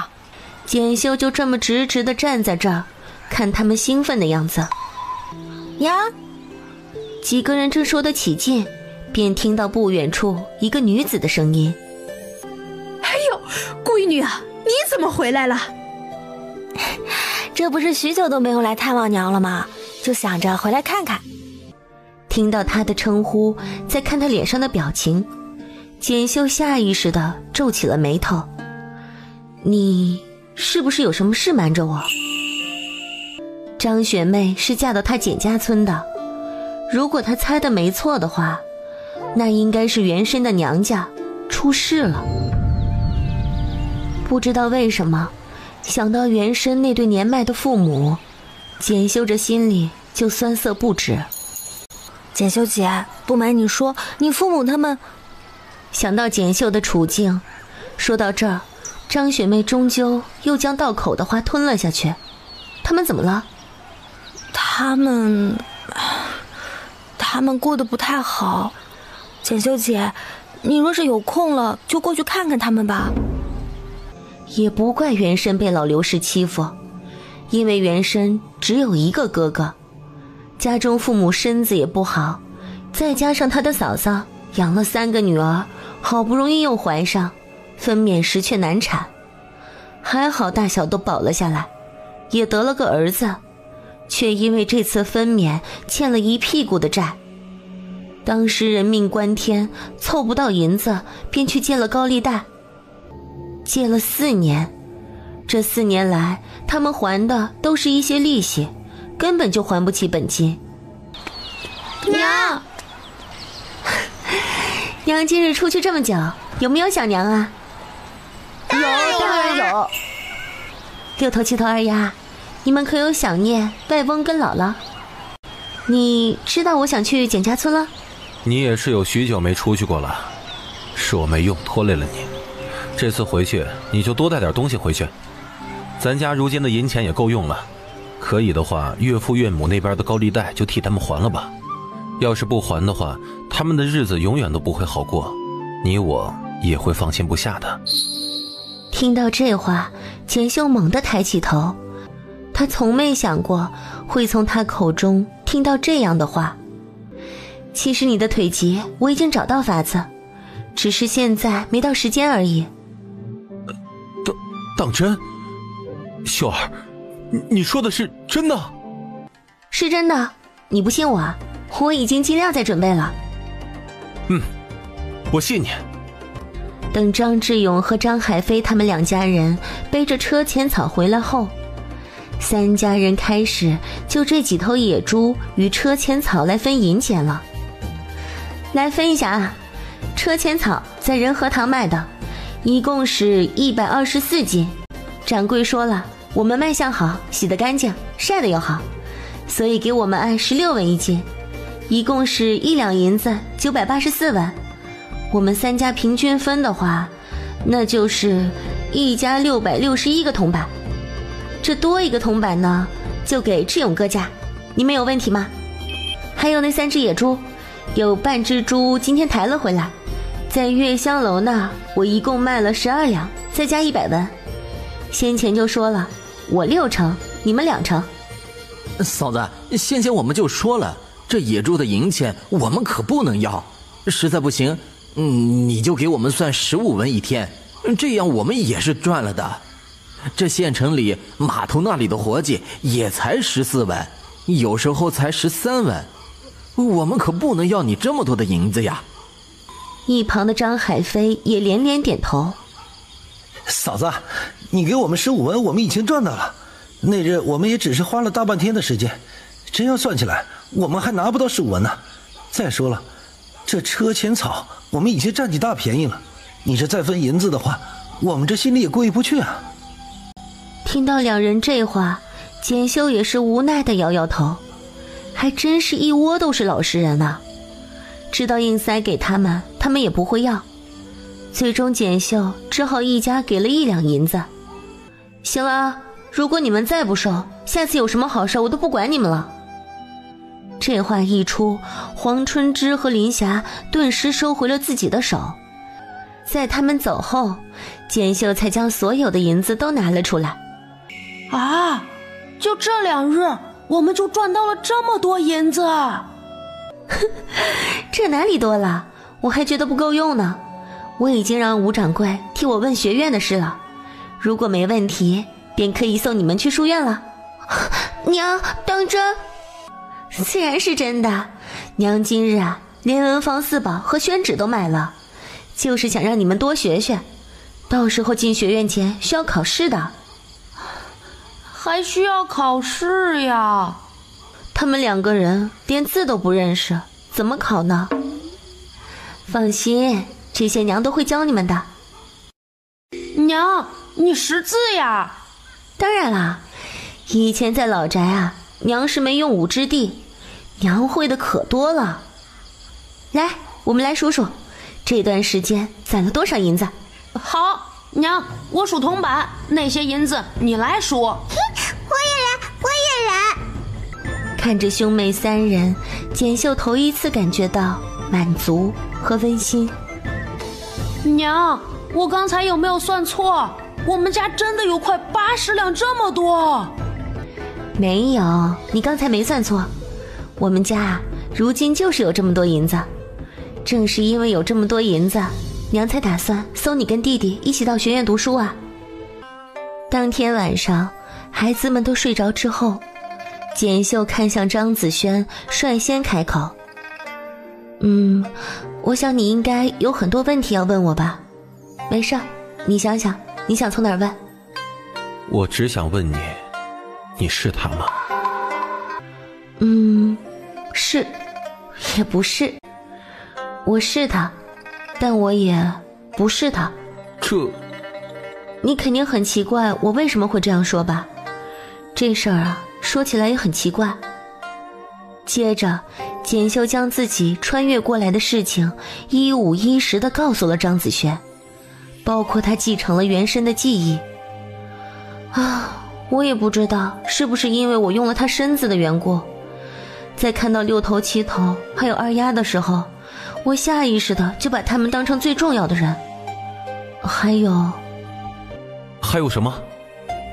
张子轩眼底的期盼一览无遗，然而简秀却没有再继续，因为连他自己也不清楚自己心底到底是不是那个意思。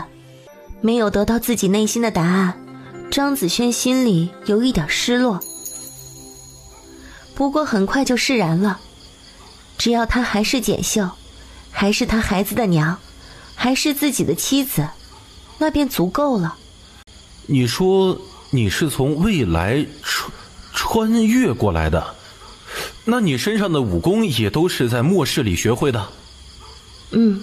我是一名特工，高级的特工，就像杀手，拿人钱财，替人消灾。只要有钱的话，基本没什么问题可以难倒我们。特工？如果是这样的话，那你应该活得很辛苦吧？那时候我不知道什么叫辛苦，也不知道什么叫享受，我的眼里只有任务。你明白吗？以前的事情都过去了，现在的你是他，以后啊，我们的日子也会变得更好。而你，如今只是6头7头还有二丫的娘，在我看来，你就是他。不管是你还是他，我们都是一家人。怎么醒这么早啊？不多睡会儿？我不习惯睡懒觉，生物钟到了，自然就醒了。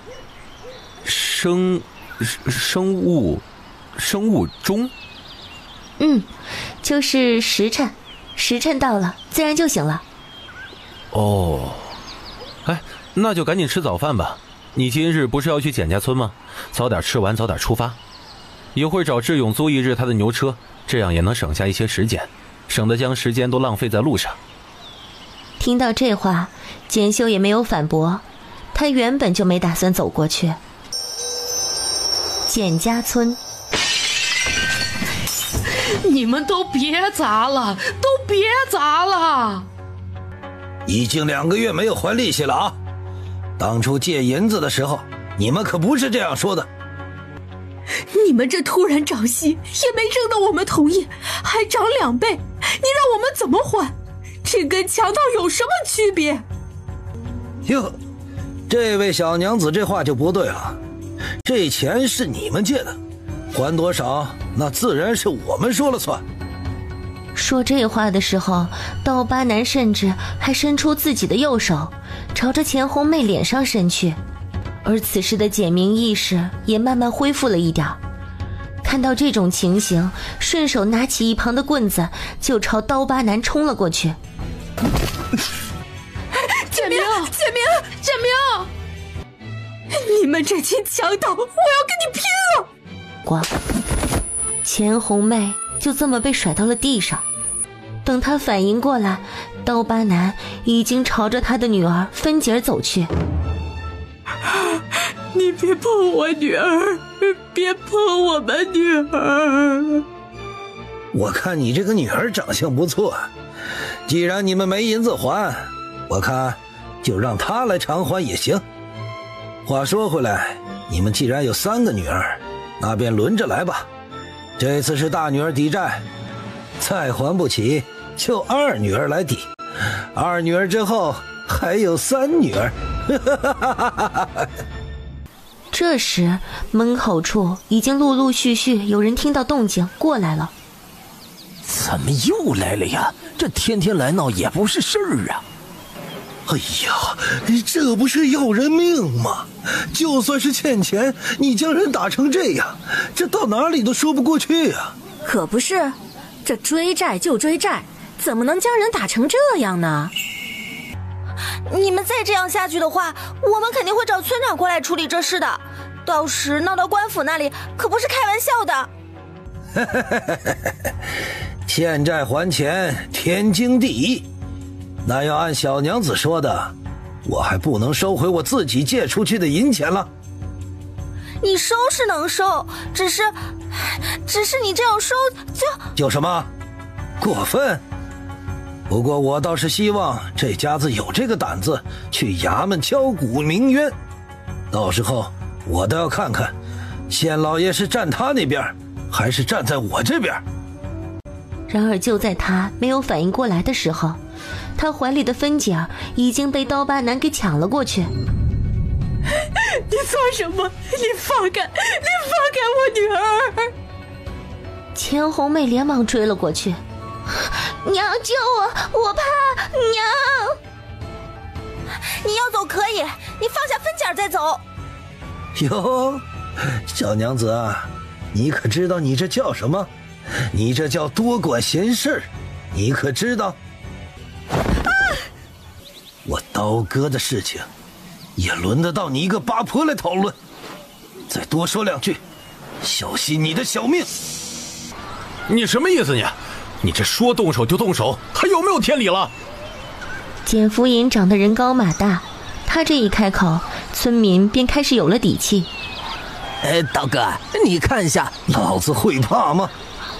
谁敢上来，那就看一下硬不硬得过老子手里的大刀了。果然，他这话一出，哪怕此时围着里3层外3层的人，也没有人敢吭声了。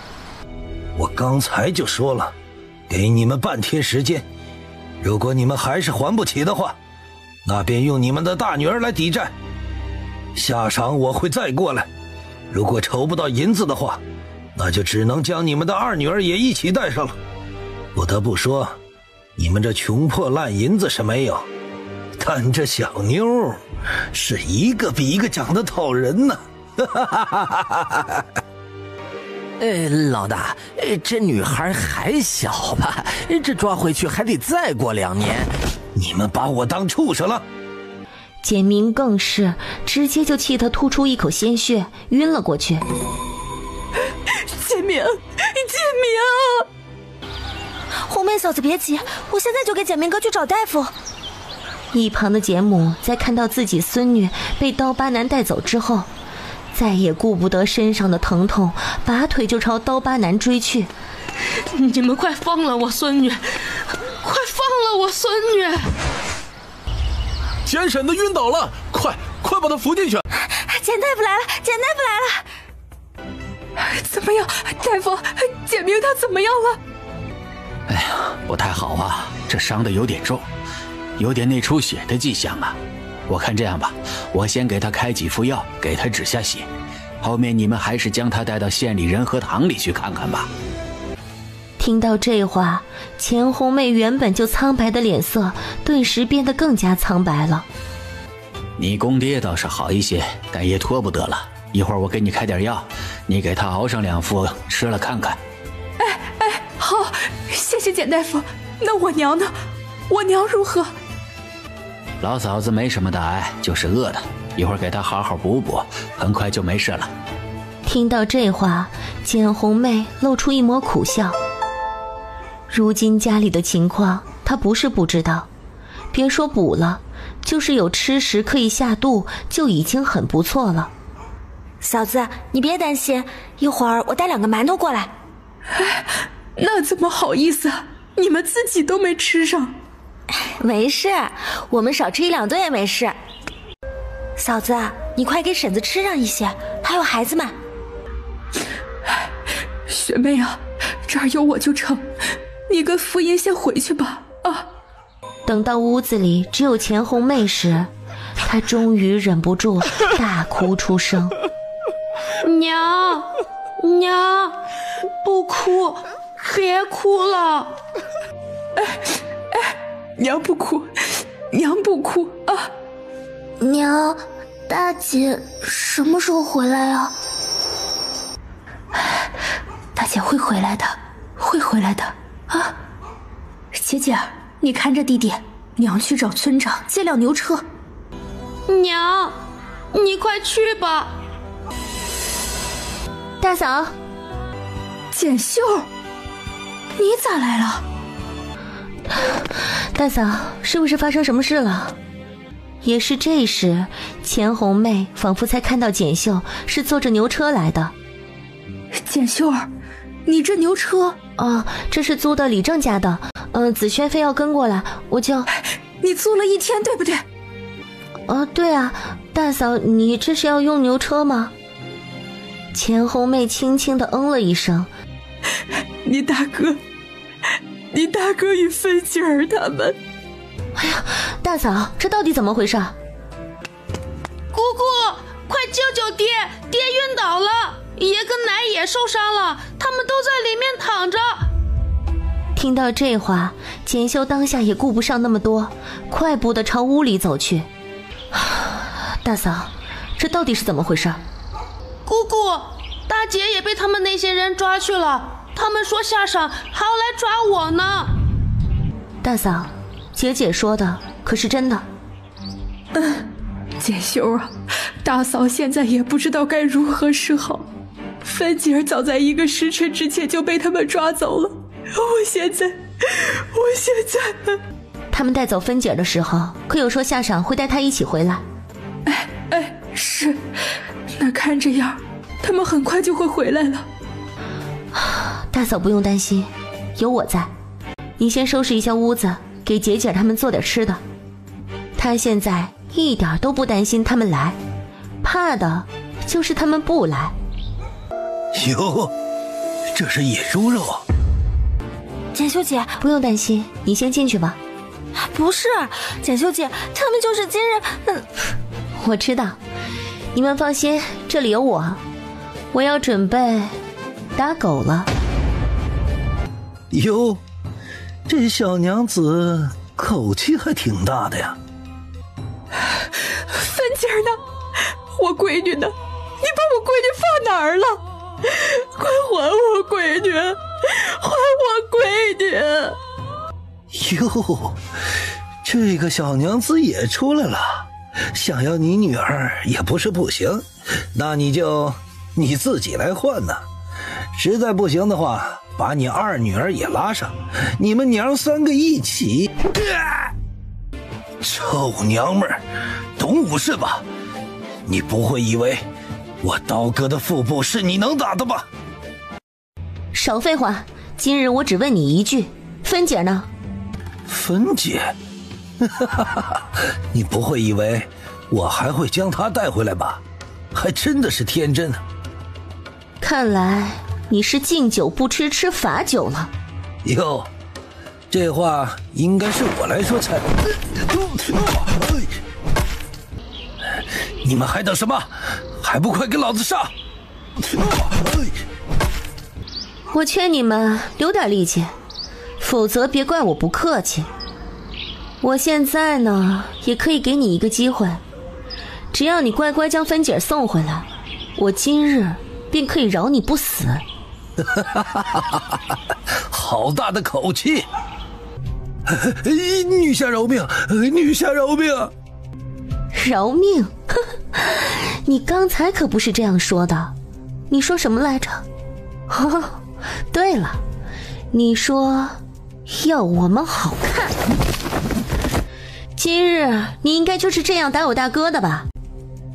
女侠，女侠，饶命，饶命！原本我是想饶你的，只可惜你没有好好珍惜呀。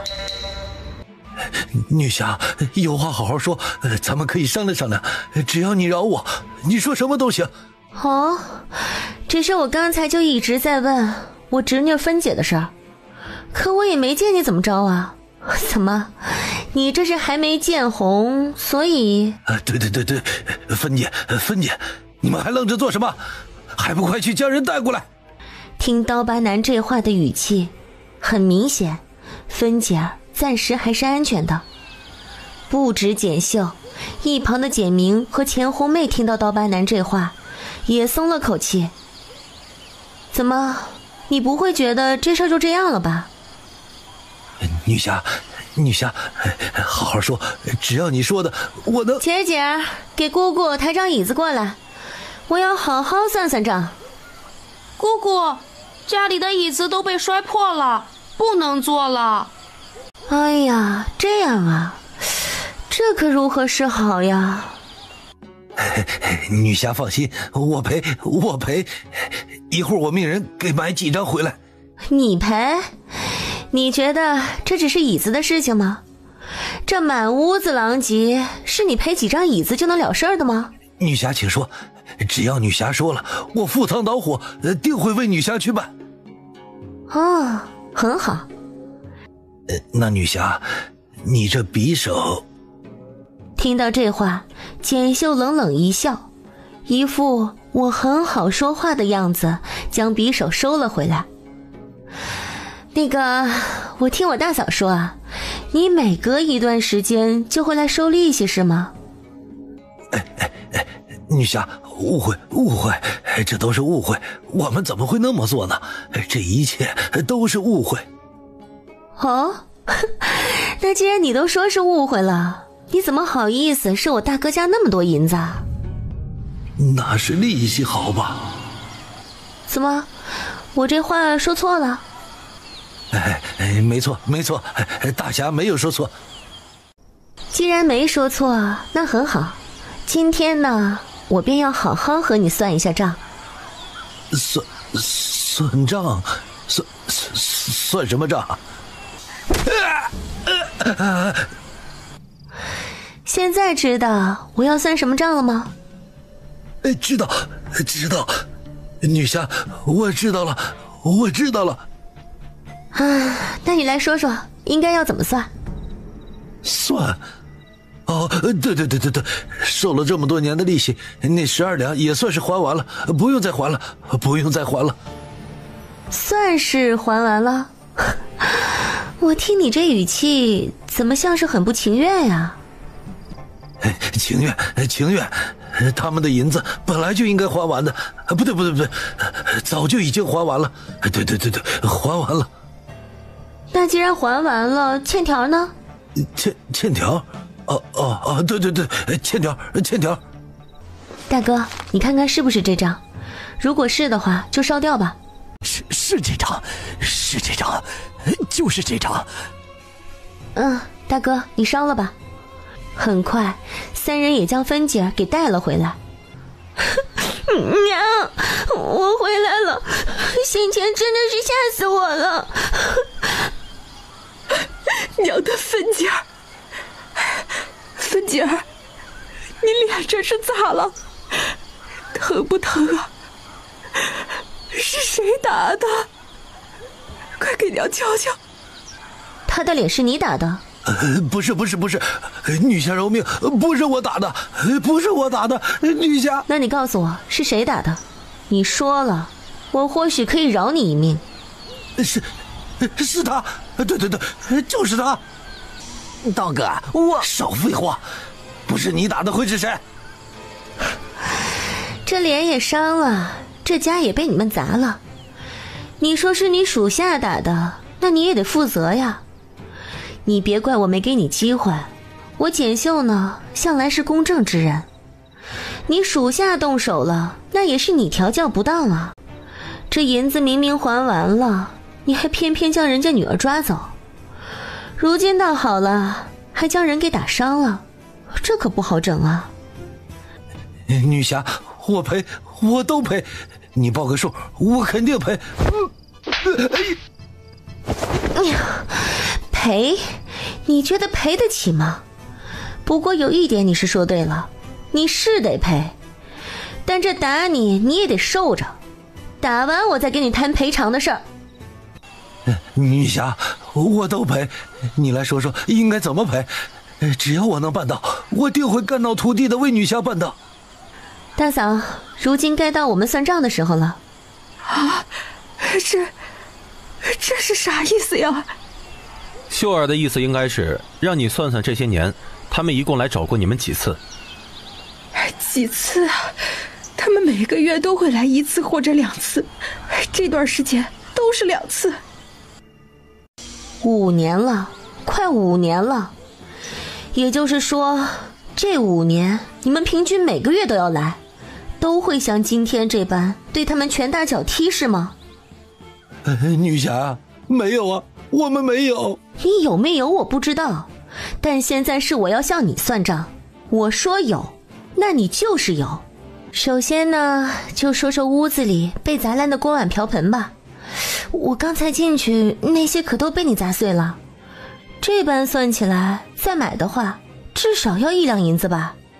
5年12个月，那就是60次，1次1两。这般算起来，锅碗瓢盆你赔60两就对了。不知道我有没有算错呢？你的样子好像很不服气啊。不是，服，女侠，我服，我心服口服。那这笔算完了，开始算下一笔。另一笔？什么另一笔？哪里还有另一笔啊？你这么激动做什么？你这是不服啊？我家人就这么被你打，找大夫抓药不用银子吗？你看我大哥，如今连站都还需要人扶着，我问你要赔偿不合理吗？不是，合理。就今天，我家人这里请大夫就花了快2两，这还没算后期吃补品的那些银子，这般算起来的话，至少得3两。我这么算不过分吧？不过分。那按刚才说的那样，5年就要赔60次，那女侠饶命，女侠有所误会了，我也就这次才会打得他们如此严重的，先前只是想打想闹，大部分他们只要还利息了，我都不会对他们出手的，这个你可以问他们。哦，是吗？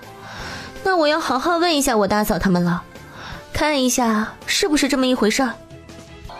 这简秀啊，要不就算了吧，他们只要赔。大嫂，这做人呢不能过于仁慈了，特别是对付某些人的时候，我都不懂你们了。这样的人，你们为什么要容忍他5年这么长时间啊？秀儿，要不就算了吧，只要他不再来骚扰我们，我们就已经知足了。听到了吗？我大哥替你求情了，这次呢我就饶了你。不过刚才算的银子，你是1个铜板也逃不掉。我呢也不多收你，算上先前的60两，再加上这次的医药费，你给70两。给完这70两之后，你就可以滚蛋了。还不快给女侠银子啊！是，刀哥稍等。接过银子，简秀这才算是放过了他们。哎呀，简秀啊，你说他们会不会突然又回来报复我们呢？你觉得他们敢吗？这个世上其实就是弱肉强食的世界，你弱了，别人自然就欺负你，相反，你强了，他们才会害怕。有时候啊，赌的就是谁比谁豁得出去。你会武？你不是看到了吗？你何时学的？在我没有人护着的时候，在我想要继续好好活下去的时候，我就会想尽一切办法去学，因为只有学会了，自己才可能继续活下去。简秀，大哥跟你一起学武如何？大哥，这事儿待你养好身子再说吧。大嫂，这银子你拿着，给他们好好补补身子。还有孩子们也是，身子好了，一切尽有可能。哎，对，我有身子好了，这一切才有可能啊。我们有这30两就够了，这些年借了些银子，还完了，再置办一些家里用到的物品也就够了。这剩下的你拿回去，你刚被分出来，用银子的地方多着呢。哎呀，这些本来就是你们的银子，我带回去算什么呀？接下来简秀又将如何晒车前草还有竹笋的事情一五一十地告诉了他们。简秀，怎么了？这野猪肉不是说了吗？你带回去吃，这本来就是给你的。我知道，只是还不快点滚进来，在外面有银子分啊。张雪妹话还没说完，老李氏便又在里面大喊起来。虽然没有指名道姓，但话里话外的意思就很明显，让张雪妹赶紧拿着野猪肉回来，人家有银子了也不会分给你的。听到这话，张雪妹和简福银都一脸尴尬地看着简秀。进去吧，如果有什么需要帮忙的，到张家村找我。我如今住在村尾，你应该知道。知道，我娘与我说过了。那这猪肉就先谢过简秀姐了。去吧。秀秀，什么事儿？我刚才无聊的时候扫描了一下，结果发现一个极为有趣的事情。你家子轩可是一个练武奇才呀。当真？我什么时候骗过你了？你叹什么气啊？再难得又有什么用呢？他能正常走路吗？不能的话，坐在轮椅上的他再厉害又能厉害到哪去呢？可可，要不你再问问那药水，看能不能便宜一点，咱讲讲价不行吗？你看啊，这系统都知道张子轩是个练武奇才，总不能就这么白白浪费了这奇才不是？我这里是超市，你去超市里买东西还讲价？成，我再努力总行吧？那还等什么？你别说我没帮你啊！前面停下牛车，9点钟方向应该有好东西。你这是要去哪里啊？那里应该有我想要的东西。听到这话，张子轩当下便知道是怎么回事了。是活的还是死的？是动物，当然植物也有，具体在哪里需要你扒开了才知道。是不是那个白色毛茸茸的东西？应该是，你把它收录进来。这玩意儿像仓鼠啊。你管它什么鼠，你只要收录进来那就行了。对于这话，简秀自己也表示认同，伸出自己的右手就准备去够那只仓鼠，结果手还没碰到，仓鼠便消失不见了。怎么回事？现在不用我手碰它就可以收录进去？不用，你的空间升级了，我给你选了这个功能，省得你下次看到毒蛇猛兽的时候又不敢上前了。接着简秀又将可可指的那棵不知名的植物给收录了进去，这才心满意足地回到了牛车里。路上，简秀将从超市里买的那张设计稿递给了张子轩。这是什么呀？草图，我打算按照这个草图来造屋子，你看一下，你能不能看得懂？秀儿，这是你画的？自然不是，这是可可从超市里买来的，怎样，是不是很不错？确实是很不错。这草图里的设计看似简单，但实则不易啊。我知道，所以我才想给你先看看，看你能不能看懂。如果连你都看得懂的话，那匠工就更不用说了。我是看懂了，但是匠工啊，还真的是未必能看懂呢。什么意思啊？就是你想的那个意思咯。那还真是踏破铁鞋无觅处，我这正愁着去哪找一个厉害一点的匠工呢，倒是没想到你竟然也会。这么说来，这房子我们就可以安排上了，明日我便到李正家里走一趟。去李正家做什么呀？当然是找人手啊，我们造房子不得要人手吗？这房子工程还挺大的。是要找人手，但是你不用去找李正，到时候跟志勇说一声就行了，他认识的人多，再将简福银也一块喊过来就够了。啊，那岂不是又要再跑一趟简家村？怎么了？我脸上脏了？没有，那个不用再去简家村了，你跑一趟赵婶子家就行。啊，也对。老头子，你可知道刚才我经过榕树底下时，他们都说了些什么？能说什么？你们富人家说来说去不就是那些事儿？哼，这次你还真错了。他们说村委那个前些日子进了趟深山，也不知道是不是走了狗屎运，挖了个大坑，捕了数十只野猪。真的假的？这么多？这还能有假？村里的人都知道，也就我们家地多，这几日才没去榕树底下坐坐，不然还能耽搁到现在才知道。娘啊，你这话只说对了一半，还有一大半是你没听到的呢。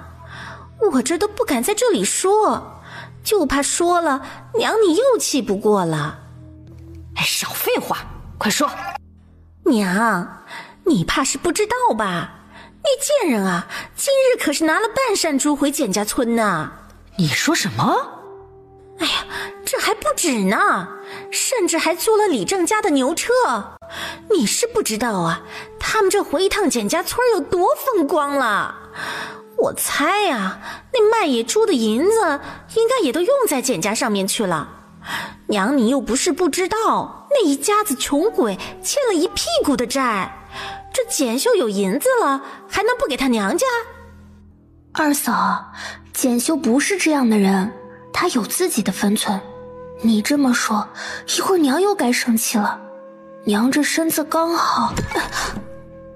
啪的一声，话还没有说完，便听到张老头狠狠摔筷子的声音。爹，可不能这么算了，凭什么他们简家就可以，我们老宅就不能？这些年要不是我们可怜他四房一家，他们能有今日吗？爹娘，你们也是他们的长辈，这猪肉怎么着也有你们的一份吧。明日回来一家子去村委那里讨要个公道，我就不信了，我养他几十年，问他要点猪肉都不行了。娘刚才教你们写的那几个字，你们都记住了吗？娘，我们记住了。那刚才那道算术题呢，也记住了吗？娘，我已经算出来了，是不是36？对对对，是36，我算的也是36。就是36，你们都很棒，你们且记住我教你们的口诀，今晚呀要记住，知道吗？他发现比起老宅里大房的儿子张天翼，6头和7头更有读书天赋。秀儿，明日去学院，6头跟7头的名字还没想好呢，这见到夫子的时候总不能也喊6头7头吧？对呀，名字还没取呢。哎，那你会取吗？不如就叫非玄非义吧。玄代表着高贵庄重与神秘，很不错，而义则是代表着美好与吉祥，你觉得怎么样？做好了，我们要出发了。就说我们都已经做好了。太好了，太好了，我们有名字了。然而一旁的二丫却低下头，一声不发，很明显是心情不好。爹娘，那二丫呢？要不给二丫也起一个名字？二丫的名字啊，爹早就想好了，就叫张飞兰。怎么样，二丫，你喜欢这个名字吗？果然，听到这句话之后，二丫顿时开心起来。秀儿，你这么早就起来做早膳啊？不是早膳，我打算做一些新鲜吃食，明日一起带到书院里去。你不会是想要告诉我你也打算做吧？我是打算做的精致一些，聊表诚意。那是做你的还是做我的？你来吧，我这也没什么新意。我也是这么想的。张子轩算是发现了，自己这娘子讲话是很直接的。尝一下。不了，你吃吧。那你不试一下，怎么给我建议啊？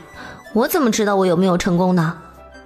听到这话，张子轩这才接了过来，放入自己的口中。怎么样，味道如何？这味道很好，很松软，这真的是很好吃啊。吃早饭的时候，蛋糕同样收到了3个孩子的一众好评。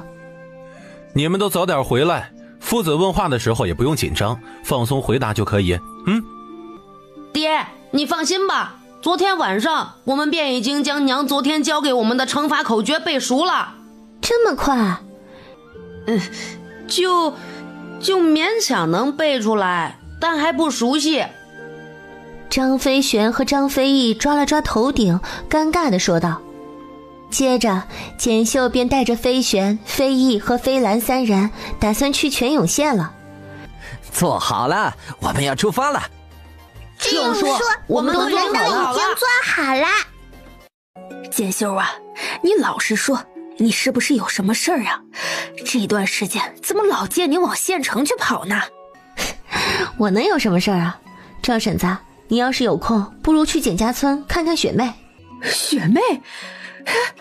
她怎么了呀？上次回来她还好好的呀。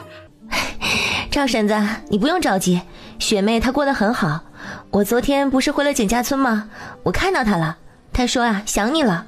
今天你正好去县城，为何不去一趟呢？哎呀，你这么说好像还真的可以，这县城离简家村也近一些。赵婶子，我准备造屋子，你要是去了，顺便跟福音说一下，让他来上活计。这工钱嘛，别人多少，我们家就出多少，还包2餐呢。哦，对了，还有雪妹那儿也是，让她一起过来帮忙做饭。工钱的话，就比男子少一些，如何？呀，简秀，你说的这可是真的？自然是真的，你看我的样子像是开玩笑吗？如果这是真的就太好了，刚好我今日啊过去可以给你带个话。那我是让他们明日过来还是怎么样啊？对，你让他们明日过来就成。哎，成。不过话又说回来，简秀啊，你这刚分家就说要造房子，你说你公爹婆母那边……赵婶子，你不用担心，他们是他们，我是我，别忘了我们已经断亲了。他们如果要闹的话，我有的是法子对付他们。成，那这事儿就包在婶子身上，我保证让他们夫妻俩呀，明日早早的就过来。这般说着，牛车便抵达了泉涌县。娘，原来县城是这个样子的呀。以后啊，你们就在这儿生活了。学文书院呢，就在这条街的尽头。走吧，我带你们过去。嫂子，要不要我带你们一道过去吧？哎呀，不用，你不是还要将那些车前草拿到仁和堂去吗？快去吧。这次车前草由张志勇一并送过来，至于笋干，他手里拿的也不过10来斤。带着2个孩子去了学院，他再跑一趟月香楼即可。娘，你昨日说这学文书院的院长姓莫是不是？对，就是姓莫。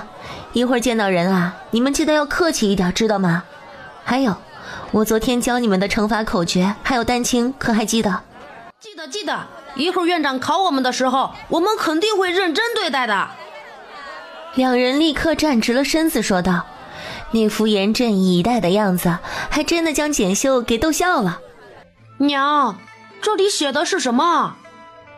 这个嘛，待你们识字之后，你们来告诉娘，好吗？嘿，好，到时候我们肯定会慢慢念给娘听的。你们几个有事吗？是这样的，先前无名堂吴掌柜和我们说过，让我们今天过来见莫院长。哦，原来如此，你们是从张家村过来的？对，就是从张家村过来的。那成，你们随我来吧，我领你们进去。院长这会儿刚好在书院里。啊，那就有劳你了。那就是那里了，那里就是我们院长的住处。他今日都没有出门，想来应该也是在等你们。朝着门童淡淡点了点头，简秀这才带着3个孩子朝着那个小院子里走去。你们是谁？站在这里做什么？啊，我们是从张家村过来的，来找院长有点事情。哦，原来是找我祖父，那你们随我进来吧。祖父，祖父！小娘子认识这花？认识，这花叫睡火莲，莫院长喊我简秀就成。快来见过莫院长。莫院长好。无名堂说的就是你们2人。他收学生，家世从来不是最重要的，最重要的是人品。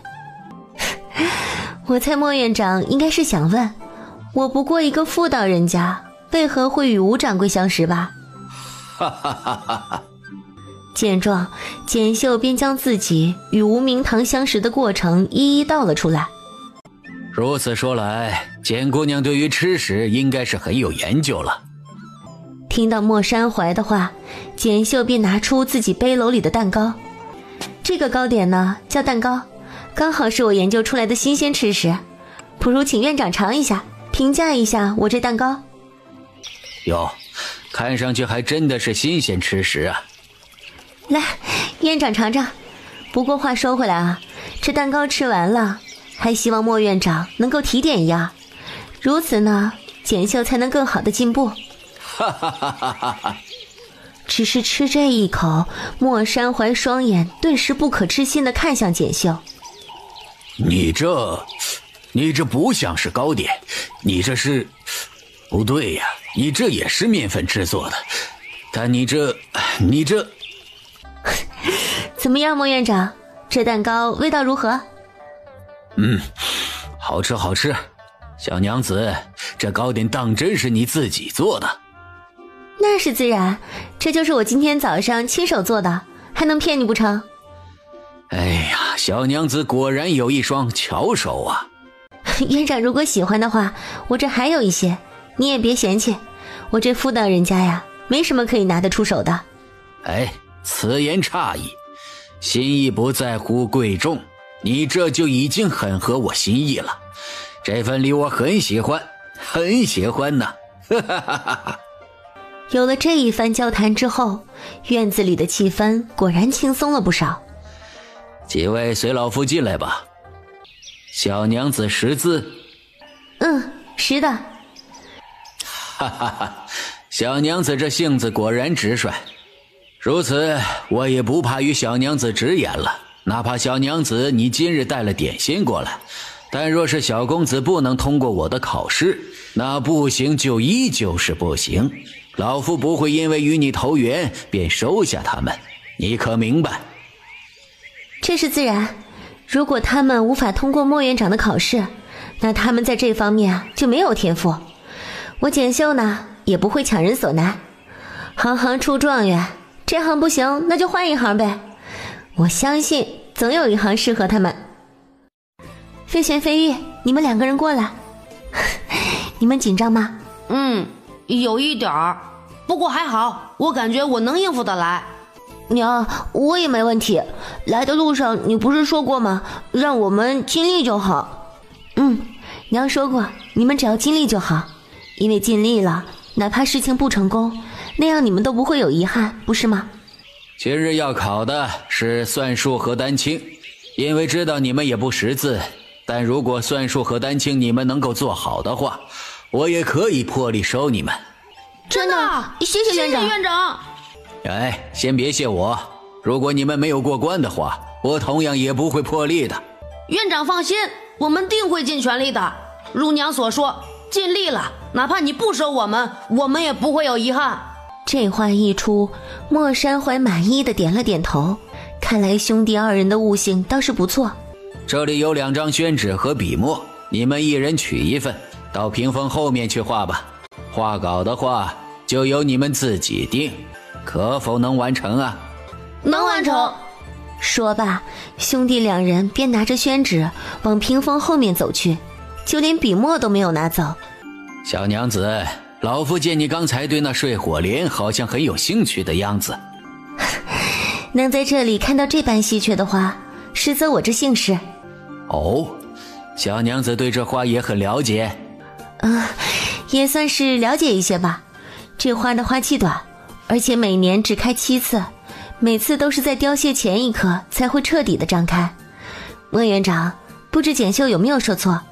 哈哈哈，小娘子果然好见识，不怕小娘子笑话，老夫就是看中她这短暂的花期，才会如此将这花种这院子里最显眼的地方。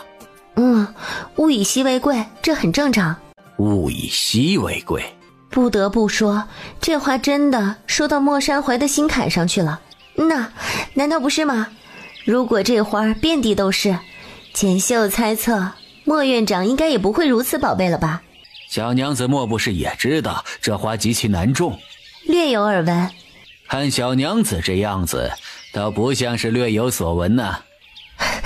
莫院长见笑了。院长，我们好了。莫山怀还想要说些什么的时候，便听到身后传来张飞玄和张飞翼的声音。如此快！莫山怀连忙朝着堂屋里走去。这真的是你们画的？